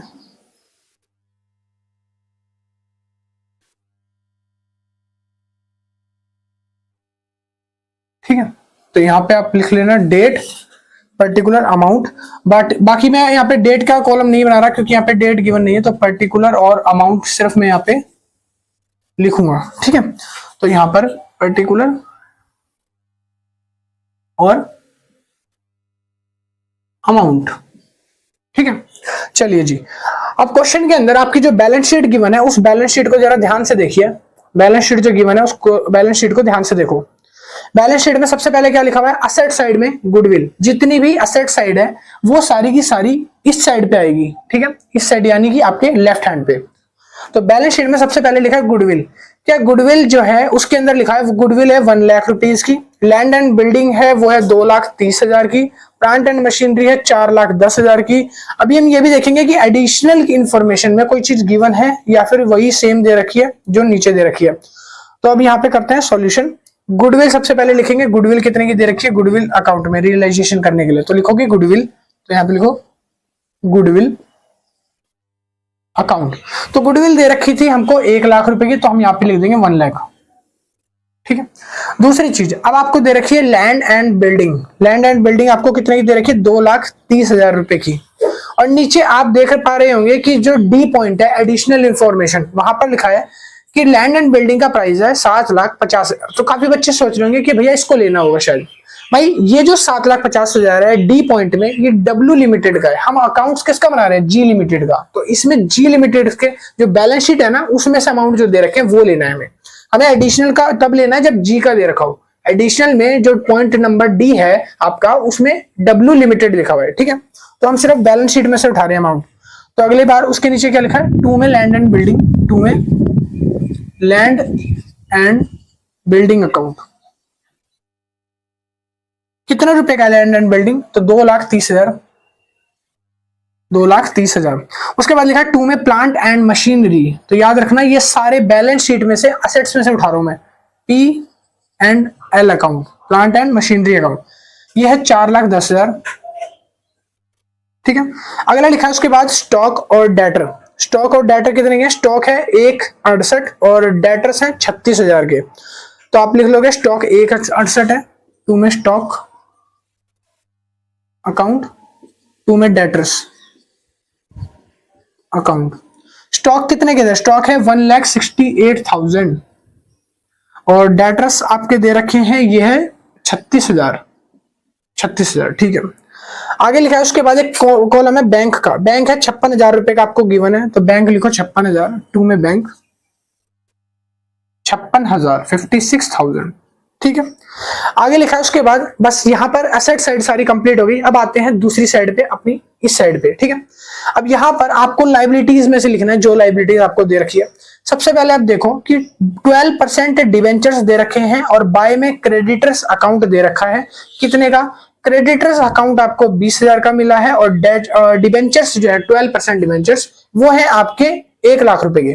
तो आप ये दोनों चीजें मेंशन कर दोगे। बैलेंस शीट के अंदर लाइबिलिटी में देखो आपको लिख रखा है बाय में 12% डिवेंचर्स अकाउंट। कितने के डिवेंचर्स हैं? तो यहां पर 1 लाख है। 1 2 3 4 5 1,00,000। बाय में और भी चीज दे रखी है, क्रेडिटर्स। क्रेडिटर्स आपको गिवन है 20,000 रुपए के। ठीक है, अच्छा इसके अलावा आपके दो चीजें और ली है, जैसे प्रॉफिट एंड लॉस अकाउंट दिया है और दूसरा दिया है जर्नल रिजर्व। तो वो दोनों यहां पर आपको रियलाइजेशन अकाउंट में नहीं शो कर रहे। अब यहां पर आपको और क्या डालना है? दोनों बैलेंस तो नहीं है, तो बैलेंस करने के लिए अब आपको डालना पड़ेगा परचेज कंसिडरेशन कि आपने पूरा बिजनेस कितने में परचेज किया। परचेज कंसिडरेशन, परचेज कंसिडरेशन हमने शुरू में कैलकुलेट करा था ऊपर, तो वो कितना आया था? 15 लाख रुपीस का, 15 लाख का। ठीक है, तो यही परचेज कंसिडरेशन जो है आपको डालना है डब्ल्यू लिमिटेड अकाउंट के नाम से। ठीक है, 15 लाख बस भाई। अब इनका दोनों का टोटल करना है और टोटल करने के बाद अब आपको देखना है कि बैलेंसिंग फिगर कहां ज्यादा है कहां कम है। ठीक है, तो यहां पर मैं कर देता हूं टोटल। यहां टोटल, इसका टोटल करते हैं 15 लाख, 16 लाख, 16 लाख 20,000। तो लिखो 16 लाख 20,000। ठीक है, यहां भी टोटल पहले लिख लो 16 लाख 20,000। ठीक है, अब इन सब का टोटल करना है तो उसके लिए यूज कर लेते हैं कैलकुलेटर। इन सब का टोटल करके और इसमें से माइनस कर देंगे, फिर देख लेंगे कि ज्यादा कौन सा आ रहा है। ठीक है, तो मेरे साथ आप टोटल कर लो। ये है 1 लाख, ये है 2 लाख, तो ये हो गया 3,30,000। 3,30,000 में अगर आप 4 जोड़ेंगे 4 3 7, 7,50,000 और उसके बाद हो जाएगा 7,50,000 ऐड में 1,68,000 और इसमें ऐड कर दो 3,36,000 जमा में 56,000। ठीक है भाई, 56,000। तो ये हो गया 10,10,000 अप्रोक्स। टोटल कितना आ रहा है? 10,10,000। अब 10,10,000 को अगर 16,20,000 में से अगर मैं माइनस कर दूं तो मेरा आंसर बचता है 6,20,000 अप्रोक्स। 6,20,000। अब माइनस करने पे जो 6,20,000 आया इसको हम बोलेंगे 2 में इक्विटी शेयर होल्डर्स। ठीक है, 2 में इक्विटी शेयर होल्डर्स अकाउंट, और ये जो है आपका क्या हो जाएगा? प्रॉफिट। ये क्या है आपका? प्रॉफिट। ठीक है, जो इस साइड आए प्रॉफिट है, अगर इस साइड आता तो वो क्या हो जाता है? डेफिसिट हो जाता, लॉस एक तरीके का। लीजिए, ये आपका प्रिपेयर हो गया पूरा का पूरा रियलाइजेशन अकाउंट। ठीक है, अब इसके बाद क्वेश्चन में आगे आपको बोला है कि अब आपको प्रिपेयर करनी है जर्नल एंट्रीज। किस किस की? डब्ल्यू लिमिटेड की भी और जी लिमिटेड की भी। क्वेश्चन आपके सामने है, एडिशनल इंफॉर्मेशन आपके सामने सारी गिवन है। अब जनरल एंट्रीज करनी है तो जनरल एंट्रीज हम करेंगे उस साइड को, और क्वेश्चन जो है अब आपको वो इस साइड शो कर दूंगा मैं। ठीक है, तो चलिए जी अब यहाँ पे कर देते हैं जनरल एंट्रीज। किसकी करनी है पहले वो देख लेते हैं।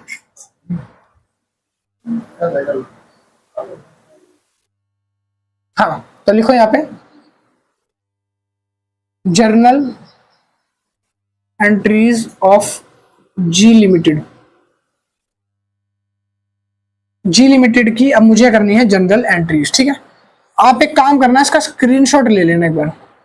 मैं साइड हो जाता हूं, स्क्रीनशॉट ले लो रियलाइजेशन अकाउंट का।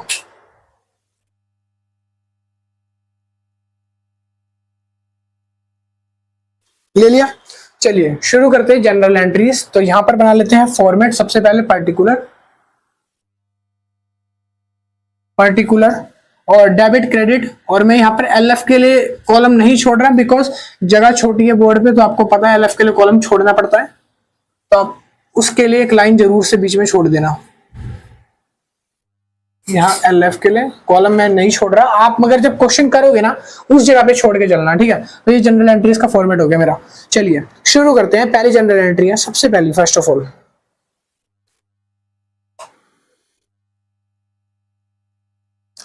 पहली जनरल एंट्री हमारी क्या है, जहां पर हमने एसेट को ट्रांसफर करा है रियलाइजेशन अकाउंट में। ठीक है, एसेट क्या हुई है, पहले ट्रांसफर हुई है, तो ट्रांसफर होने की जनरल एंट्रीज क्या होंगी, तो रियलाइजेशन अकाउंट में पैसे पड़े हैं 10 लाख रुपए टोटल। रियलाइजेशन अकाउंट में पैसे कितने हैं, रियलाइजेशन अकाउंट में ये सारी चीजों को ऐड करके जो 10 लाख आ रहा था हम वो अमाउंट डालेंगे सारा का सारा। ठीक है, तो रियलाइजेशन की एंट्री करेंगे सबसे पहले। तो पहली एंट्री क्या होगी, फर्स्ट एंट्री लिखो REALISATION, रियलाइजेशन अकाउंट। ठीक है, रियलाइजेशन अकाउंट डेबिट कितने रुपए से, 10 लाख रुपए से। 6, जब इसका टोटल करा था तो वो 10 लाख बैठा था, 10 लाख में से मैंने 16,20,000 को घटाया तो मेरा 6,20,000 बैठा। 10 लाख वो जो था वो रियलाइजेशन अकाउंट में ट्रांसफर हुआ। अब जब वो रियलाइजेशन अकाउंट में ट्रांसफर हुआ तो किसके बिहाफ पर क्या क्या चीजें आई हैं इस 10 लाख में, वो सारी चीजें लिखनी है। तो आया क्या है वो सारी चीजें नोट डाउन करो। 2 में गुडविल, गुडविल अकाउंट, गुडविल कितने की आई थी, गुडविल थी 1 लाख रुपए की, तो लिख दो 1 लाख। ठीक है, 2 में और क्या आया है, 2 में आया है land and building L&B account, और 2 में और भी चीजें आई है, प्लांट एंड मशीनरी आई है P&L अकाउंट, और भी चीजें आई है, कैश आया है, बैंक आया है। ठीक है, तो उसके साथ साथ स्टॉक आया है, स्टॉक अकाउंट, डेटर्स आए, डेटर्स अकाउंट। ठीक है, और उसके साथ साथ बैंक आया है, 2 में बैंक अकाउंट। ठीक है, तो ये सारी चीजें आई है। अब जल्दी जल्दी से इनका अमाउंट फीड कर देते हैं। अब आपको बैलेंस शीट में से अमाउंट फीड कर देना, सिंपल सा। गुडविल है 1 लाख रुपए इसकी लिख दी, लैंड एंड बिल्डिंग है 2,30,000, उसके बाद है 4,10,000, 4,10,000 की क्या है, प्लांट एंड मशीनरी। स्टॉक आया है 1,68,000, उसके बाद आता है डेटर्स जो कि है 36,000, उसके बाद है बैंक, बैंक आया है कितना, 56,000 का, बैंक है 56,000।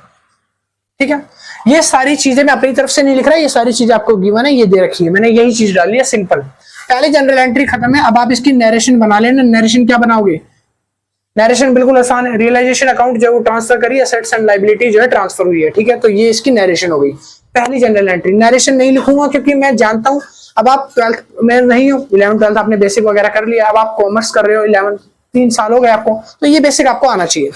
अगला है, उसके बाद अगली एंट्री आपको जनरल एंट्री पास करनी है जहां पर आपकी लायबिलिटीज जो है वो ट्रांसफर हो रही है रियलाइजेशन अकाउंट की। तो लायबिलिटीज यानी कि ये जो लायबिलिटीज है 10 लाख और ये जो 20,000 की है। ठीक है, तो टोटल लायबिलिटीज कितनी है, 10,20,000 की है ना, तो आप लिखोगे दूसरी एंट्री में।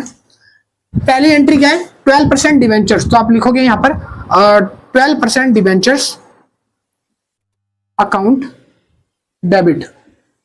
ठीक है, उसके साथ साथ और भी एक चीज आ रही है,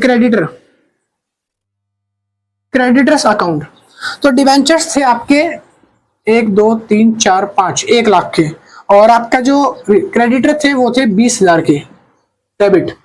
2 में कहां पे डाला, रियलाइजेशन अकाउंट,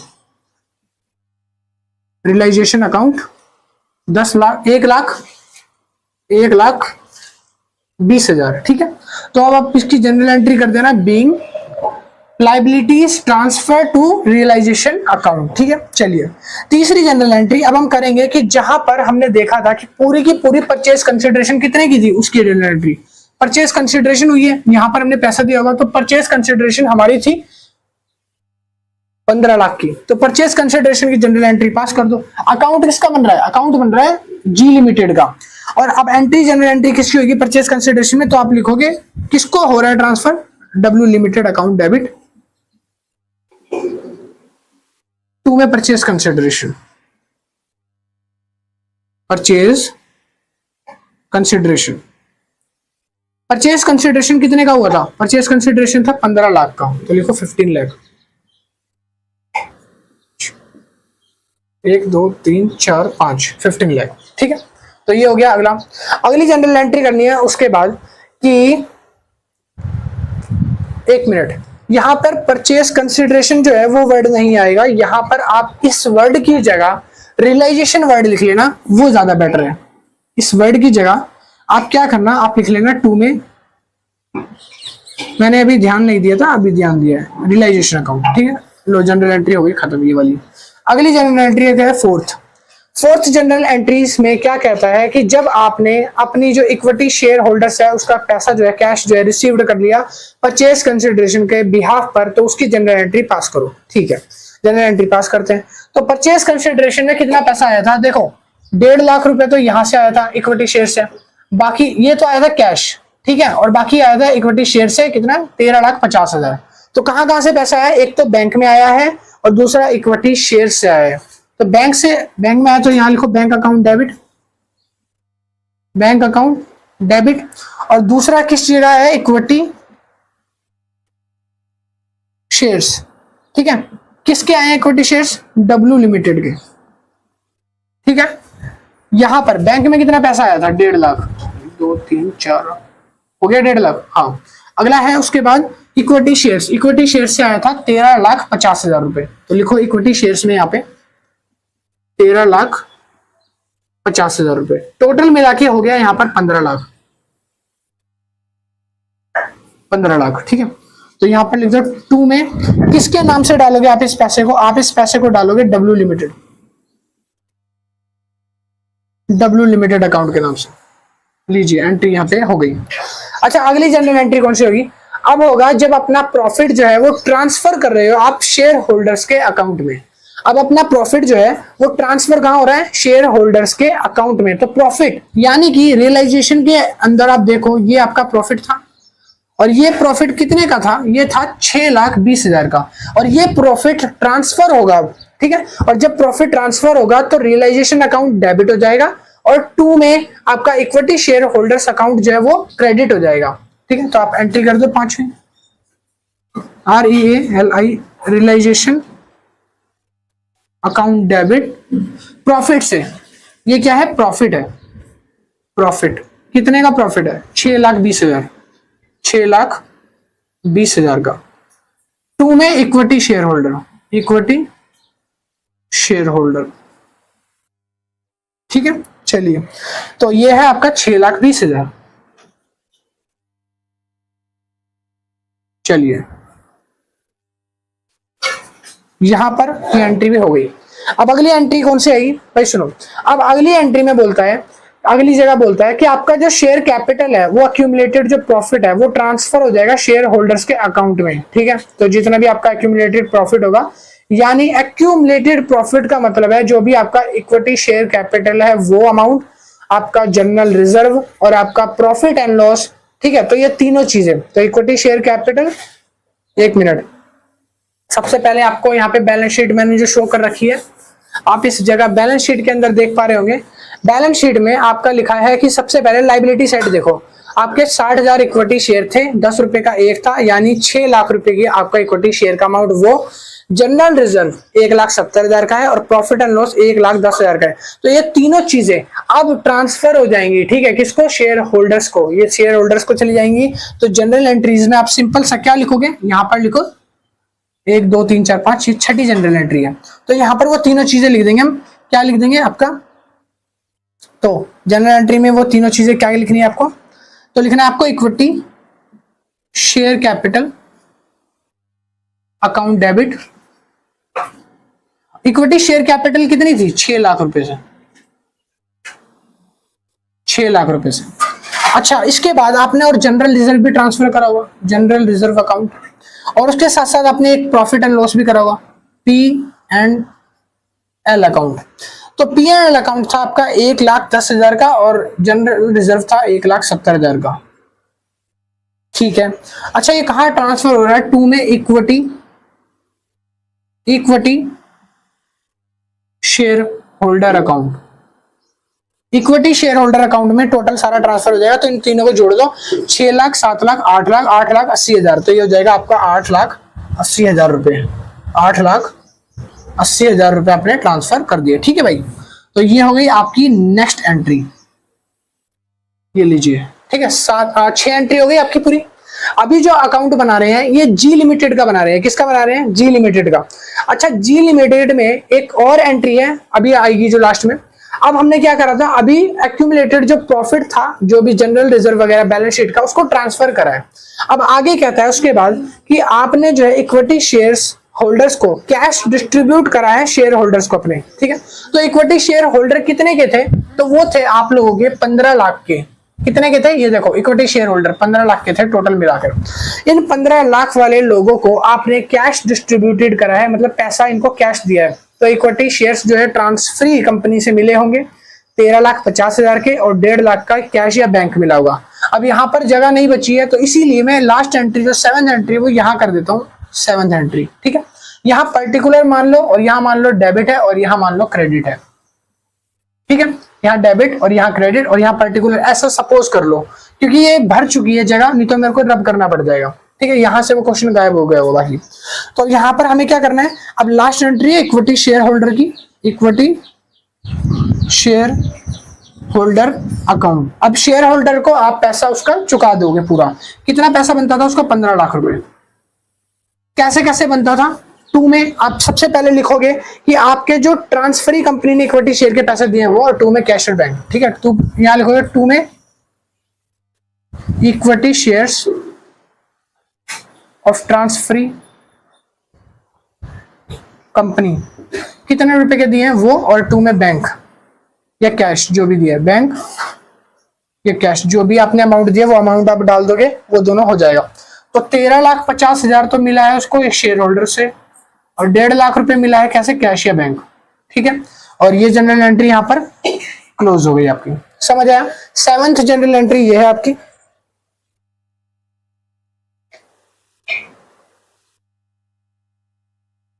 अच्छा, इसके बाद आपको अब बनाना है अगला वाला अकाउंट, ठीक है।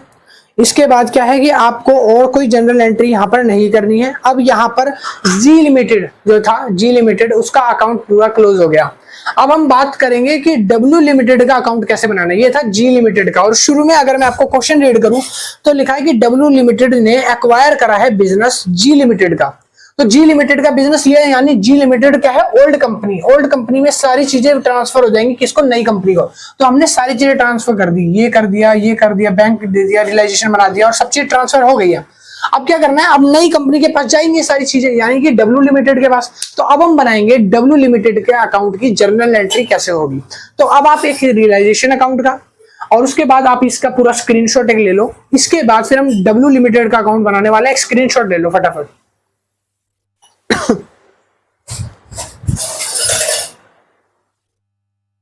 हम बात करने वाले हैं journal entries of W limited, ठीक है। डब्ल्यू लिमिटेड यानी कि जिसने बिजनेस को परचेज करा है, पूरा बिजनेस परचेज कर लिया है। तो डब्ल्यू लिमिटेड के केस में जर्नल एंट्रीज क्या होंगी।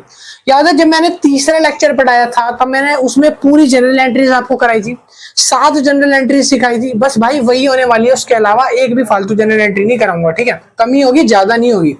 तो शुरू करते हैं क्वेश्चन से। क्वेश्चन में सबसे पहले हमें बोला था कि हमने पूरा बिजनेस परचेज करा है लिक्विडेशन में, मतलब जी लिमिटेड से उसका बिजनेस कैश और शेयर होल्डर के पैसे देके 15 लाख की कंसिडरेशन में बाय करा था। तो अब हम वही चीज करेंगे। पहले जनरल एंट्री मैंने क्या बताई थी, मैंने बताई थी बिजनेस परचेज अकाउंट डेबिट। कितने में बिजनेस खरीदा था, 15 लाख में पूरा, ठीक है। तो पहली जनरल एंट्री फर्स्ट। 2 में क्या क्या था, लिक्विडेशन ऑफ किसका, जी लिमिटेड का अकाउंट, कितने से, 15 लाख से, ठीक है। चलो जी, पहली जनरल एंट्री खत्म हो गई, ठीक है, समझा भाई। सुनो अब आगे क्या लिखा है उसके बाद क्वेश्चन के अंदर ना। अब आ जाओ एडिशनल इन्फॉर्मेशन में। एडिशनल इन्फॉर्मेशन में आपको कुछ एडिशनल इन्फॉर्मेशन गिवन थी, जो मैंने आपको शुरू में बताई थी कि ये जो है ये आपको डब्ल्यू लिमिटेड के टाइम पर काम आएगी। एडिशनल इन्फॉर्मेशन के अंदर देखो, आपको लैंड एंड बिल्डिंग का अमाउंट दिया था 7.5 lakh, plant and machinery 4.5 lakh, stock 1,42,000 का, और इसी तरह से अलाउंस और डाउटफुल डेब्ट 5% के बताए हैं। तो अब हमें वही चीजें यहां पर लेनी है, क्योंकि अब हम क्रिएट कर रहे हैं डब्ल्यू लिमिटेड का अकाउंट। तो अब एडिशनल इन्फॉर्मेशन की जरूरत से करना पड़ेगा, ठीक है। तो जो चीजें मैंने बताई है उसके अकॉर्डिंग हम सारी चीजें भरेंगे। अगली जनरल एंट्री क्या होगी, फिर अगली जनरल एंट्री है यहां पर आप लोगों ने क्या करा है, सारी एसेट्स और सारी लाइबिलिटीज को टेक ओवर करा है। जितनी भी एसेट्स है या जितनी भी लाइबिलिटीज है वो सारी हम यहाँ पे लिखेंगे एक एक करके। सबसे पहले कौन सी एसेट ली है, सबसे पहले लिया है एक लैंड एंड बिल्डिंग, कितने रुपए का, 7.5 लाख का। ऊपर एक गुडविल भी दे रखा था, बट गुडविल को अभी कंसिडर यहाँ पर नहीं किया जाएगा। परचेज के केस में गुडविल बैलेंसिंग फिगर के तौर पे आती है। तो याद रखना, परचेज का केस कर रहे हैं मतलब कि डब्ल्यू लिमिटेड ने जी का पूरा बिजनेस परचेज कर लिया है, तो गुडविल बैलेंस शीट में जो दे रखी है वो नहीं लेनी, गुडविल अपनी निकालेंगे परचेज बैलेंस फिगर करके। ठीक है, तो सबसे पहले लैंड एंड बिल्डिंग लिया तो हम वो लिखेंगे, सबसे पहले क्या लिखेंगे, लैंड एंड बिल्डिंग, L&B कितने की खरीदी है। तो अब हमें बैलेंस शीट में जो लिखा है वो कंसीडर नहीं करना, एडिशनल इंफॉर्मेशन में जो लिखा था वो लेना है। तो 7.5 लाख की बिल्डिंग है। ठीक है, तो यहां पे लिखो डेबिट साइड में 7.5 लाख। अच्छा, उसके बाद लिखा है प्लांट एंड मशीनरी भी लिया, P&L, P profit and loss लीजिए, sorry plant and machinery account कितने का है, डेबिट लिखो इसको भी 4,50,000। हाँ, एक छोटी सी मिस्टेक हो गई भाई, जहां जहां मैंने प्लांट एंड मशीनरी बताया था ना वहां मैंने P&L लिखा था, आई थिंक मेरे हिसाब से। ये देखो यहां भी मैंने प्रॉफिट एंड लॉस लिख दिया गलती से, तो वो M मान लेना कि वो M है वहां पर। ठीक है, प्लांट एंड मशीनरी जहां बताया था, क्योंकि अब मुझे ध्यान नहीं था, मैंने बीच में जब आपको जनरल एंट्री कराई थी जी लिमिटेड की तो वहां भी ऐसे बताया होगा शायद। ठीक है, तो वो चीज बस ठीक कर लेना, L की जगह M है। अच्छा, स्टॉक लिया था 1,42,000 का, स्टॉक कौन सा वाला लेंगे, जो एडिशनल इंफॉर्मेशन में है वो वाला स्टॉक। ठीक है, तो लिखो स्टॉक। स्टॉक के बाद और भी चीजें हैं, डेटर है और बैंक है, डेप्टर है और बैंक है। ठीक है, तो अब इनका अमाउंट भी यहाँ पे हम लिख देंगे कितना कितना है, तो ये सारे डेबिट में हो जाएंगे, डेबिट डेबिट डेबिट। अच्छा, कितना अमाउंट है, तो स्टॉक था 1,42,000 जो कि एडिशनल इंफॉर्मेशन में गिवन है, 36,000 का तो ये दे रखा है स्टॉक डेटर है, और बैंक अपना दे रखा है 56,000 का। ठीक है, हो गया सारा। अच्छा, अब हम बात कर लेते हैं कि लाइबिलिटीज में क्या क्या आ रहा है। ये तो आ रही है एसेट, लाइबिलिटीज भी आ रही होंगी। तो लाइबिलिटीज में लिखा है कि 12% डिवेंचर्स अकाउंट।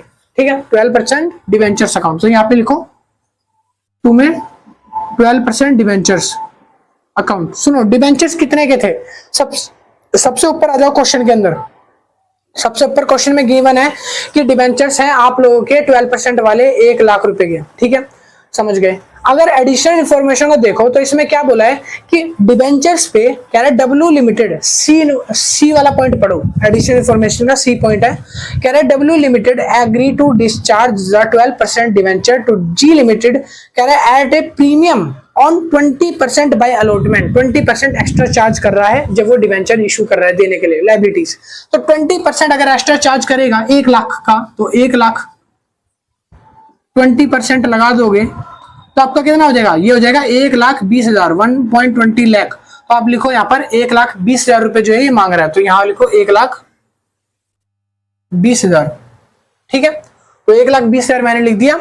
अच्छा, अगला पॉइंट है उसके बाद डिबेंचर्स के बाद क्या आ रहे हैं, क्रेडिटर्स आ रहे हैं। तो क्रेडिटर्स के लिए कोई एडिशनल इंफॉर्मेशन नहीं है, तो उसके लिए आप वही लिखोगे 20,000, तो लिखोगे टू में क्रेडिटर्स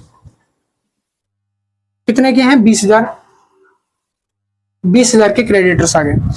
अगला पॉइंट आगे और क्या लिया है, कह रहा है provision for doubtful debts account 5% of rupees debtor. जो डेटर्स थे ना हमारे वो कितने थे, डेटर्स हमारे 36,000 के हैं, आप देख पा रहे होंगे बैलेंस शीट में। ठीक है, 36,000 के डेटर्स थे बैलेंस शीट के अंदर, उसका कह रहा है 5% डाउटफुल डेब्ट बनाना है आपको। तो 36,000 का 5% यानी कितना हो जाएगा, तो ये हो जाएगा 3600 गुना में 2, मतलब कि आपका हो जाएगा ये 1800। ठीक है, तो 1800 रुपए के आपने क्या बनाए हैं, प्रोविजन फॉर डाउटफुल डेब्ट। तो आप लिखोगे यहां पे टू में प्रोविजनल फॉर डाउटफुल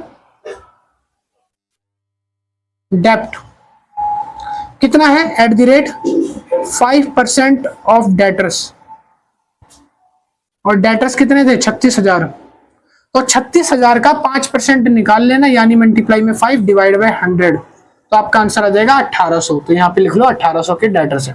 ठीक है, चलो अगला पॉइंट है उसके बाद टू में बिजनेस परचेज। बिजनेस जो है पूरा परचेज करा है कंसिडरेशन में, तो कंसिडरेशन में बिजनेस अगर परचेज करा है तो कितने का लिया है, टू में बिजनेस परचेज किया है।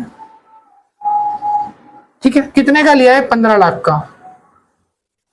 ठीक है भाई, अब इन लोगों इन सबका टोटल और इन सबका टोटल करो, अगर बैलेंस मैच ना हो तो यहां पर एक और वैल्यू आ जाएगी गुडविल नाम से, जो मैंने अभी आपको बताई थी। अब इसका फटाफट से टोटल मैच करा, टोटल मैच करने के बाद आपकी जो गुडविल है यहां पर आएगी गुडविल अकाउंट डेबिट, और इसकी जगह मैं लिखूंगा यहाँ पे ये बैलेंसिंग फिगर है, जो क्वेश्चन को बैलेंस करेगी, ये वाली फिगर होगी, यहां जो आएगी, ठीक है, डेबिट में, डेबिट।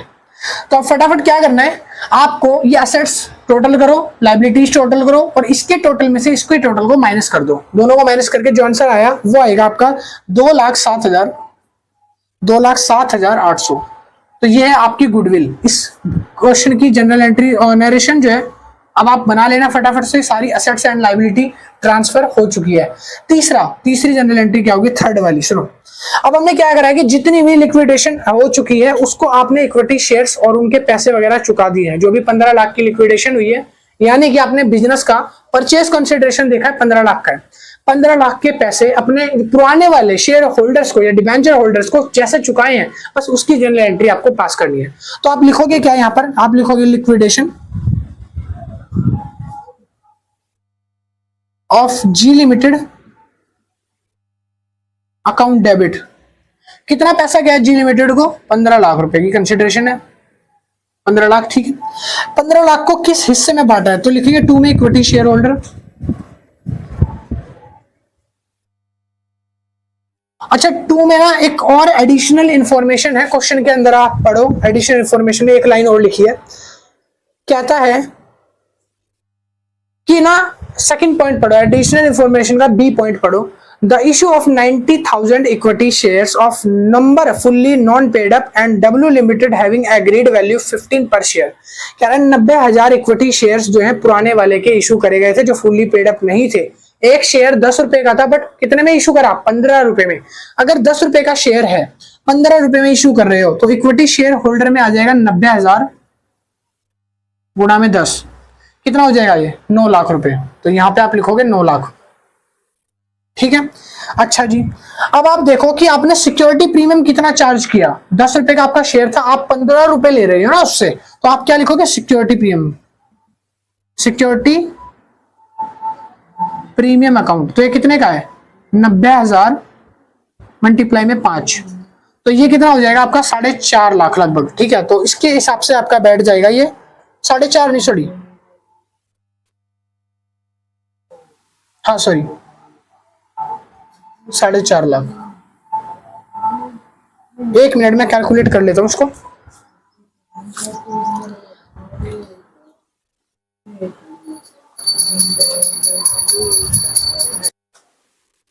तो कैलकुलेट करने के बाद आया 4.5 लाख रुपए, और ये मैंने यहां पर लिख दिया, ठीक है। अच्छा देखो, अब 2 में क्या होगा, ये तो हो गया 4.5। अब बैंक से भी कुछ पैसा गया होगा, यानी कि कैश गया होगा या बैंक गया होगा, बैंक और कैश, बैंक और कैश से कितना गया है, 1.5 लाख गया है कम से कम, ठीक है। कंसिडरेशन में कितना गया है, 1.5 लाख। तो ये 1.5 लाख, 9 लाख, और 9 लाख पे ये जो लगा था इसका सिक्योरिटी प्रीमियम, टोटल मिला के हो गया आपका 15 लाख, ठीक है। तो इस तरीके से आपने पूरी लिक्विडेशन अमाउंट जो है वो पे कर दी। चलिए अगली जनरल एंट्री है, उसके बाद यहाँ पर लिखा है कि अब आपने क्या करा कि being discharge of liquid liability of 12% G limited, G limited की जो लाइबिलिटी थी वो आपने अगर पे कर दी, तब उसकी जनरल एंट्री आपको पास करनी है।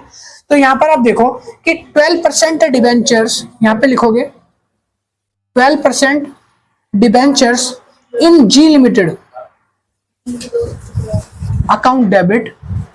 अगली जनरल एंट्री बता रहा हूं इसके, ठीक है। अब सुनो, यहां पे आप एडिशनल इंफॉर्मेशन में पढ़ोगे तो एडिशनल इंफॉर्मेशन में एक लाइन लिखी हुई है, एक मिनट, क्वेश्चन के अंदर आप आ जाओ। क्वेश्चन में एडिशनल इंफॉर्मेशन जो लास्ट में लिखी है वो पढ़ो। क्या कह रहा है, the cost of liquidation come to ₹5,000 which was borne by W limited. W limited के द्वारा कॉस्ट ऑफ लिक्विडेशन जो है 5,000 की डिस्काउंट करी गई है, मतलब कि लेस कर दी गई है, उनकी तरफ से ही आई है, ठीक है।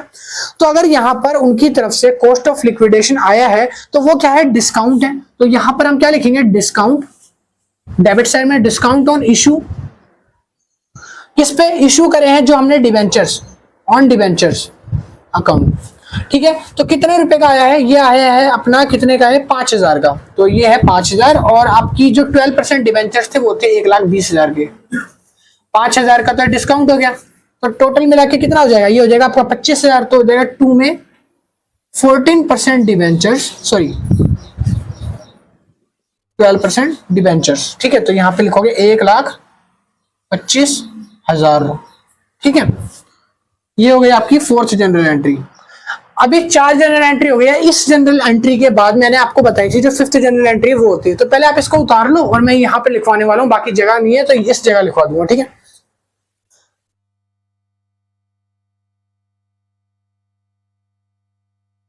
सुनो, अब आगे क्या है, कह रहा है कि आपने ना कुछ सिक्योरिटी प्रीमियम भी पे करा होगा, ठीक है। तो अगली जनरल एंट्री है 5th।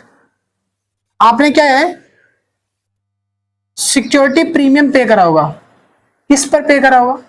12% डिवेंचर्स पे जो आपने पे करा है। डिस्काउंट जो है आपका ये वाला, तो कितने रुपए का पे किया है? 5000 का। तो यहां पे लिख दो 5000, ठीक है, चलो हो गया।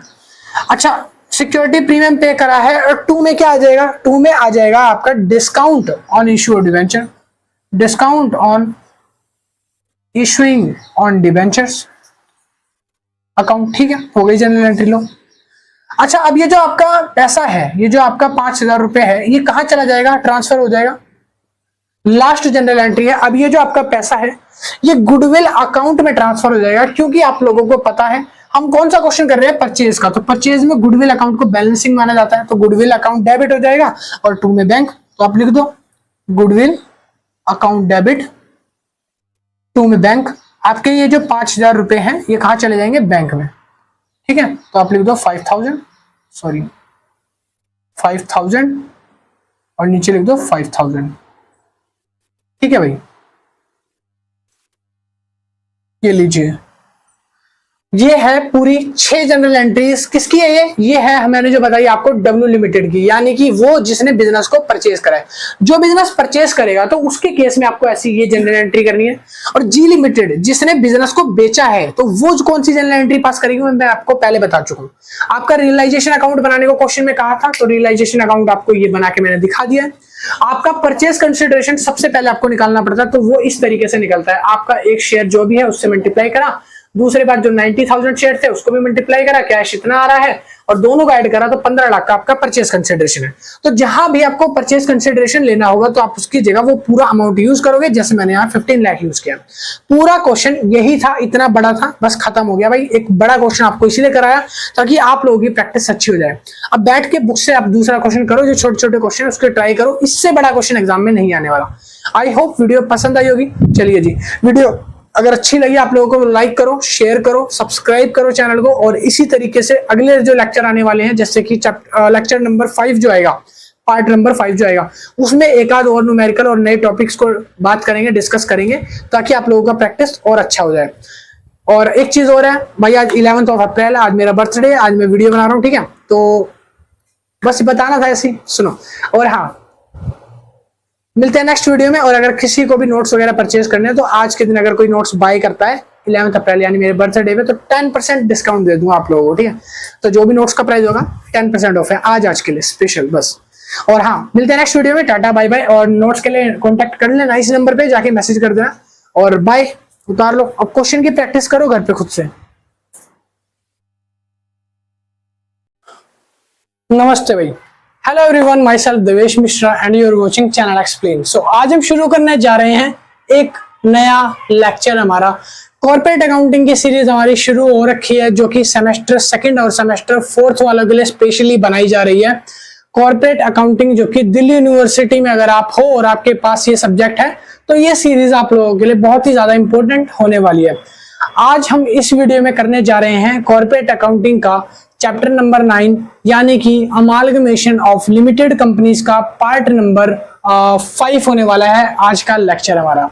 इससे पहले के ऑलरेडी चैप्टर में करवा चुका हूं और 4 लेक्चर पार्ट 9 के आ चुके हैं।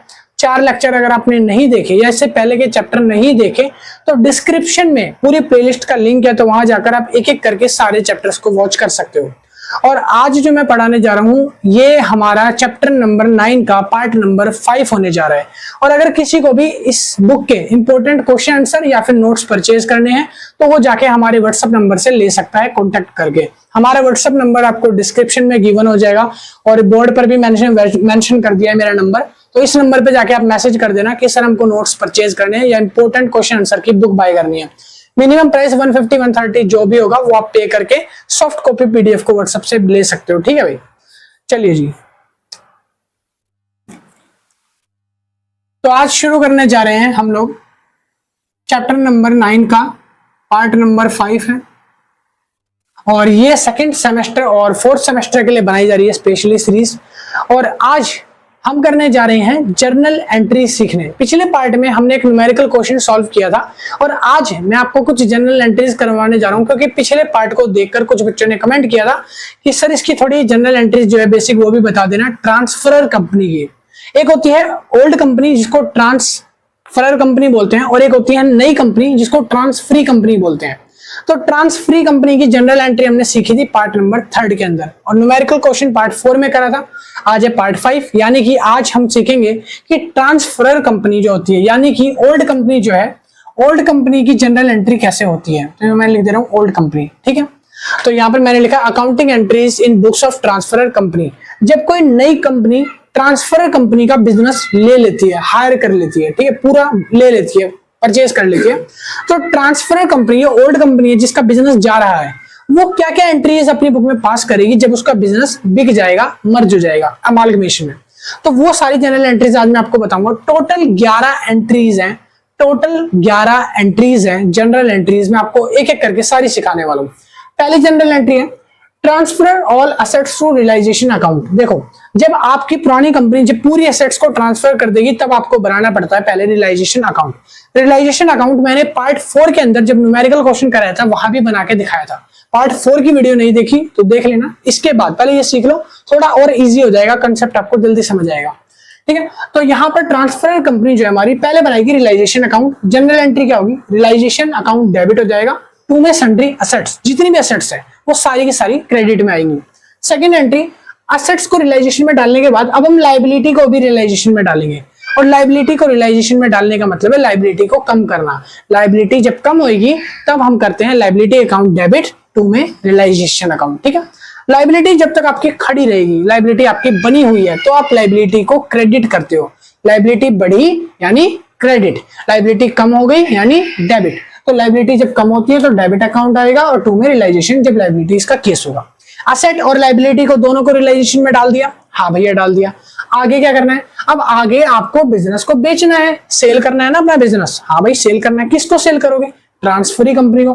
तो एंट्री क्या होगी, transferee company account debit. Transferee company आप लोगों का बिजनेस परचेज कर रही है, पहले एसेट ले ली फिर लायबिलिटी, अब बिजनेस ले रही है।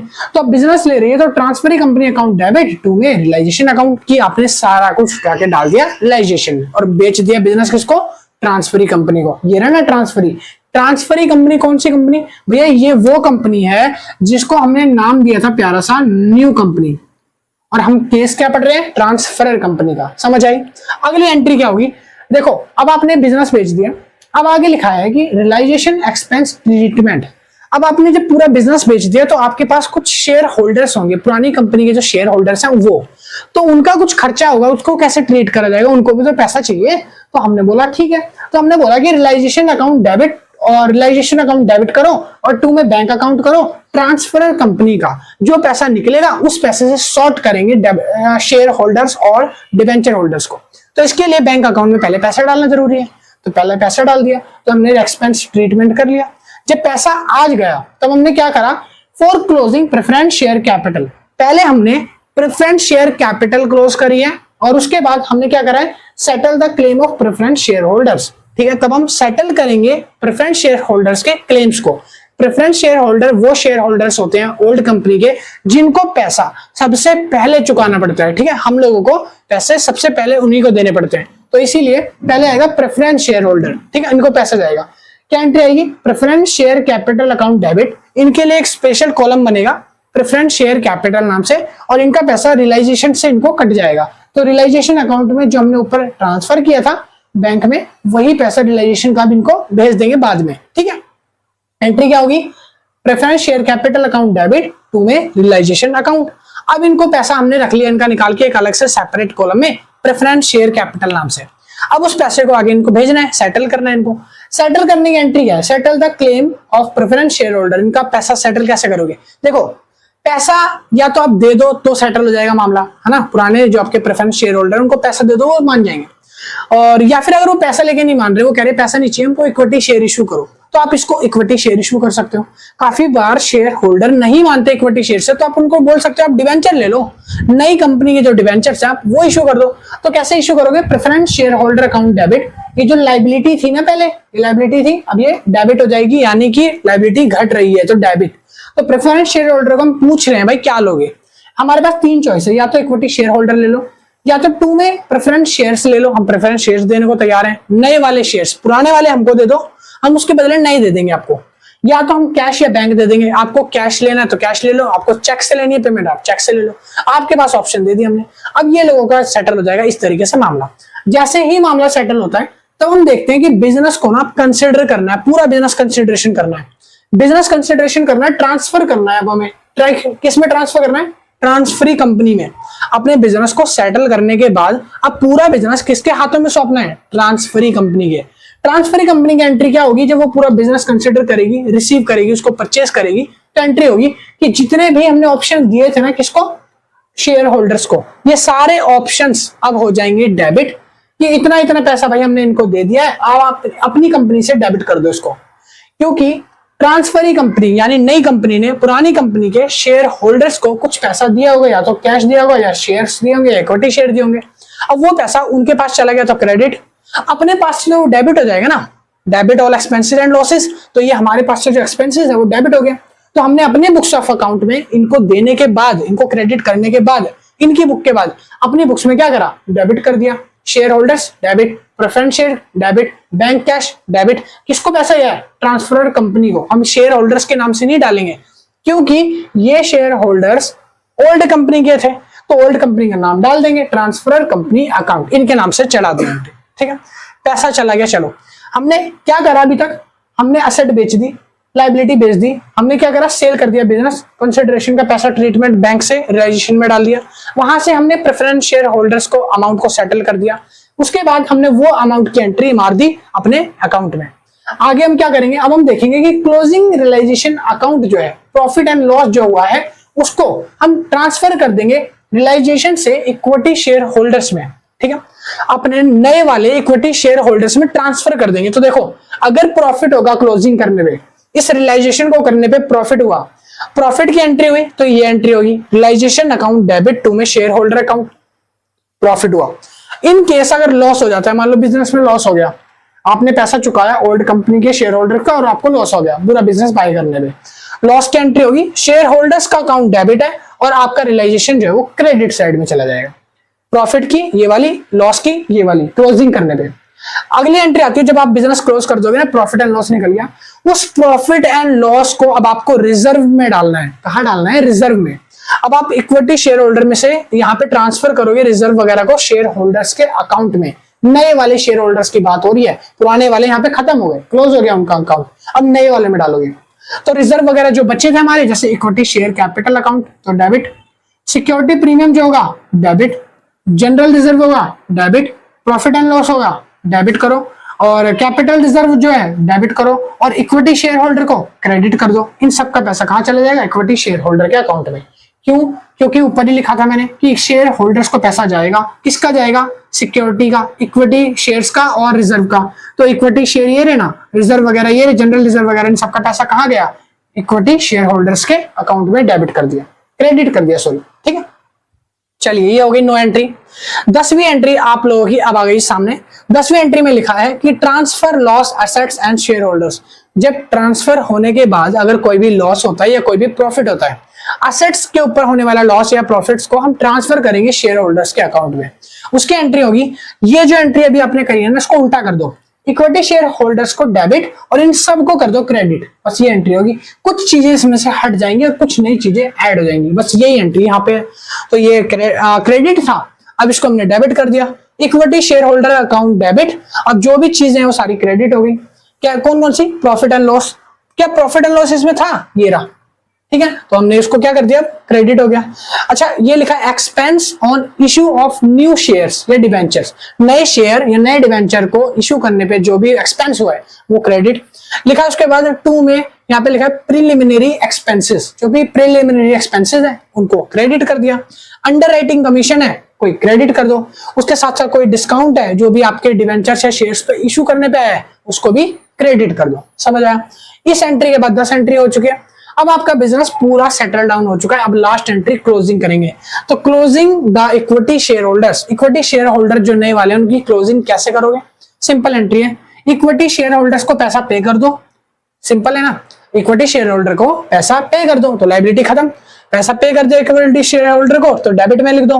कितना पैसा पे किया है और किसने पे किया है? तो यहाँ पर आपकी नई वाली कंपनी ने पैसा पे किया है, नई कंपनी यानी ट्रांसफरी। तो आप लिखोगे 2 में equity share holders, transferee company account debit, और 2 में कैश या बैंक से पैसा गया और ये क्लोज हो गया अकाउंट। समझ आया? तो ये थी पूरी 11 की 11 जनरल एंट्रीज। अब आप इसका स्क्रीनशॉट ले लो और इसको रिवाइज करो आराम से बैठकर। अगला जो पार्ट आएगा छठा, उसमें हम डिससेंटिंग शेयर्स के बारे में पढ़ेंगे कि डिससेंटिंग शेयर्स वगैरह का टॉपिक क्या है। बुक में एक छोटा सा टॉपिक है डिससेंटिंग शेयर्स का, वो आएगा पार्ट नंबर 6 के अंदर। और 6 के बाद ना आपका चैप्टर पूरा खत्म हो जाएगा, 7वां कोई पार्ट नहीं आएगा। और फिर उसके बाद अगला चैप्टर यानी चैप्टर नंबर 10 जो है वो आपका शुरू हो जाएगा, नया वाला चैप्टर जो है। ठीक है, चलिए जी, मैं मिलता हूँ नेक्स्ट वीडियो में। अभी के लिए इतना ही। Thank you, keep watching. अब आप इसको उतार लो और नए चैप्टर की नई वीडियो के लिए चैनल को सब्सक्राइब कर लेना, नोटिफिकेशन आ जाता है अगर आपने सब्सक्राइब कर रखा है तब। हाँ बहन, अगर नहीं करा तो सब्सक्राइब नोटिफिकेशन नहीं आएगा, फिर वीडियो रह जाएगी ना, तो कर लेना। और हाँ, अगर किसी को नोट्स वगैरह बाई करने हैं तो उसके लिए आप व्हाट्सएप पे मैसेज कर देना। व्हाट्सएप नंबर आपको स्क्रीन पर दिया वही रहा, और डिस्क्रिप्शन में भी मैंने नंबर डाल दिया है। और इससे पहले के चैप्टर नहीं देखे तो अरे देख लो भाई, डिस्क्रिप्शन में प्लेलिस्ट है, जाके देख लेना एक एक करके। ठीक है, चलिए बाय बाय, टाटा। अब ये जनरल एंट्री सारी की सारी उतार लेना ट्रांसफर कंपनी के केसेस में।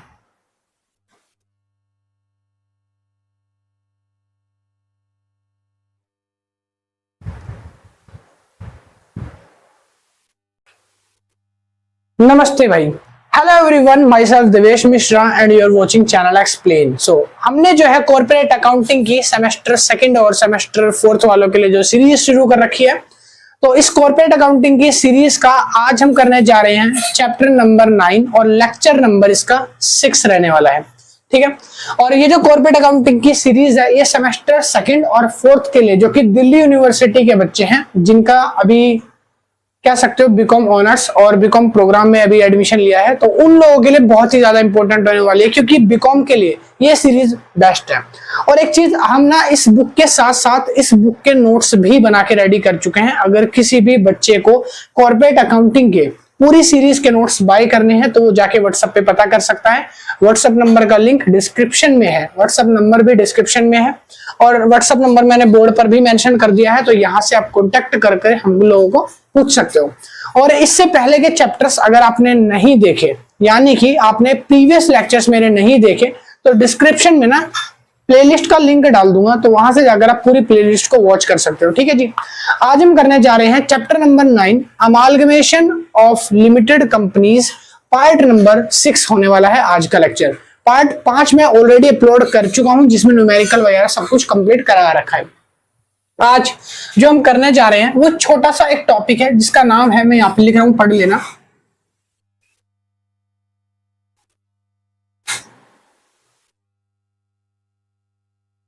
तो चैप्टर के टॉपिक का नाम है डिसेंटिंग ऑफ शेयर्स। इसको अगर मैं हिंदी में बोलूं तो इसको हिंदी में बोलते हैं, ये रहा, हिंदी में बोलते हैं इसको विरोधी, डिसेंटिंग ऑफ शेयर्स, यानी कि विरोधी। डिसेंटिंग ऑफ शेयर्स ये होते कौन सी कंपनी में? 2 कंपनियां बताई थी। पहली कंपनी ट्रांसफर, ठीक है, यानी कि ओल्ड कंपनी जो होती है, इसके अंदर होते हैं ये dissenting of shares, dissenting of shares. ठीक है, और एक कंपनी होती है जो नई कंपनी होती है जिसको हम ट्रांसफरी बोलते हैं। क्या बोलते हैं? Transferee company. ठीक है, ये होती है हमारी न्यू कंपनी। ठीक है, सुनो, डिसेंटिंग ऑफ शेयर्स का मतलब क्या होता है? डिसेंटिंग यानी कि वो लोग जो मना करते हैं कि आप अमालगमेशन मत करो। क्या बोलते हैं? डिसेंटिंग ऑफ शेयर्स यानी कि विरोधी लोग। विरोधी लोग क्या बोलते हैं? ये जो आप अमालगमेशन कर रहे हो ना, अमालगमेशन जो स्कीम बना रहे हो, आप अमालगमेशन क्यों कर रहे हो? आप अमालगमेशन को रहने दो ना। क्या बोलते हैं? आप अमालगमेशन मत करो। ठीक है। ऐसे जो लोग हैं जो बोलते हैं अमालगमेशन नहीं होना चाहिए, आप पुरानी कंपनी से बोलते हैं, जो आपकी पुरानी वाली कंपनी है, ट्रांसफरर कंपनी है, उसको बोलते हैं कि हम पुरानी कंपनी के शेयर होल्डर्स हैं और हम नहीं चाहते कि आप अपनी कंपनी को किसी नई कंपनी को सौंप दो, तो आप अमालगमेशन मत करो, अमालगमेशन की स्कीम को खारिज कर दो, अमालगमेशन नहीं होना चाहिए। तो ऐसे जो लोग हैं इनको बोलते हैं डिसेंटिंग ऑफ शेयर्स, या बोलते हैं डिसेंटिंग पर्संस। ठीक है, ये नहीं चाहते कि आपकी कंपनी का अमालगमेशन किसी दूसरी कंपनी के साथ हो। अमालगमेशन के अंदर यहां पर ये जो डिसेंटिंग वर्ड है, ये सिर्फ कुछ माइनॉरिटीज के लिए यूज किया जाता है, क्योंकि ना हर कंपनी में जैसे 100 लोग हैं, 100 में से एक आधा लोग, एक आधा आदमी ऐसा होगा, ठीक है, एक सवा या पौना आदमी ऐसा होगा जो नहीं चाहेगा कि आपका जो कंपनी है वो बिके, या वो नहीं चाहेगा कि आपकी कंपनी का अमालगमेशन दूसरी के साथ हो। ठीक है, तो ऐसे जो लोग हैं इनको माइनॉरिटीज में रखते हैं, क्या बोलते हैं, माइनॉरिटीज में होते हैं लोग। माइनॉरिटी और मेजोरिटी ये तो आपको पता ही होगा। माइनॉरिटी यानी कुछ एक आध 2-4 ऐसे लोग होते हैं लोग, ठीक है, 100 में से कुछ 2-4 लोग ऐसे होते हैं, माइनॉरिटी ऐसे होती है कि जो लोग नहीं चाहते कि कंपनी का अमालगमेशन दूसरी कंपनी के साथ हो। अब जो नई कंपनी है वो उनको बहुत समझाती बुझाती है, वो बोलती है कि अगर आप हमारे साथ अमालगमेशन करोगे हम आपको कैश दे देंगे, आपके शेयर्स का पैसा दे देंगे, या आपको इक्विटी इशू कर देंगे, या आपको डिवेंचर इशू कर देंगे, वो भी नए वाले अच्छे खासे रेट पे। वो इन सब चीजों से सहमत नहीं होते। वो पता क्या बोलते हैं, वो बोलते हैं हमको लोभ लालच नहीं है, हमको मोह माया नहीं है। क्या नहीं है इनको? मोह माया। ठीक है, कौन सी माया? मोह माया। ना ये असेट चाहते, ना ये कैश चाहते कि इनको असेट भी नहीं चाहिए, कैश भी नहीं चाहिए, ना इनको इक्विटी शेयर्स चाहिए, ठीक है, ना इनको प्रेफरेंस शेयर चाहिए, प्रेफरेंस शेयर चाहिए, कुछ भी नहीं चाहिए इनको, इनको डिवेंचर्स भी नहीं चाहिए, ठीक है, इनको कुछ भी नहीं चाहिए। इनको बैंक वगैरह से अगर आप पेमेंट करोगे, आप सोचो बैंक से पेमेंट करके इनको बात सुलझा लो, तो इनको कुछ भी नहीं चाहिए, ये भी नहीं चाहिए। तो ऐसे लोग जिनको कोई मोह माया नहीं है, ना उनको पैसा चाहिए, ना धन, ना दौलत, ना शेयर्स, ना डिवेंचर्स, कुछ नहीं चाहिए, सिर्फ वो चाहते क्या है कि कंपनी का ना अमालगमेशन ना हो, कंपनी ना एक दूसरी कंपनी से ना जुड़े, एक कंपनी दूसरी कंपनी को ना बाय करे, हमारी पुरानी कंपनी पुरानी ही रहनी चाहिए, उसमें कुछ चेंजेस ना हो। तो ऐसे जो लोग हैं उनको विरोधी बोला जाता है, यानी डिसेंटिंग पर्सन्स बोला जाता है। ठीक है, अब ये लोग कुछ नहीं चाहते कि कुछ नहीं होना चाहिए। तो अब आगे काम कैसे चलेगा? जब कंपनी बिक रही है, अमालगमेशन हो रहा है, सारे लोग चाह रहे हैं अमालगमेशन हो, कंपनी ट्रांसफर हो जाए, कुछ लोग जो हैं उनकी वजह से ये नहीं हो पाता, तो इन कुछ लोगों को कैसे सेटल किया जाए? तब यहां पर कुछ सिचुएशन बनाई जाती है, इन सेटल करने के लिए कुछ लोगों को समझाया जाता है।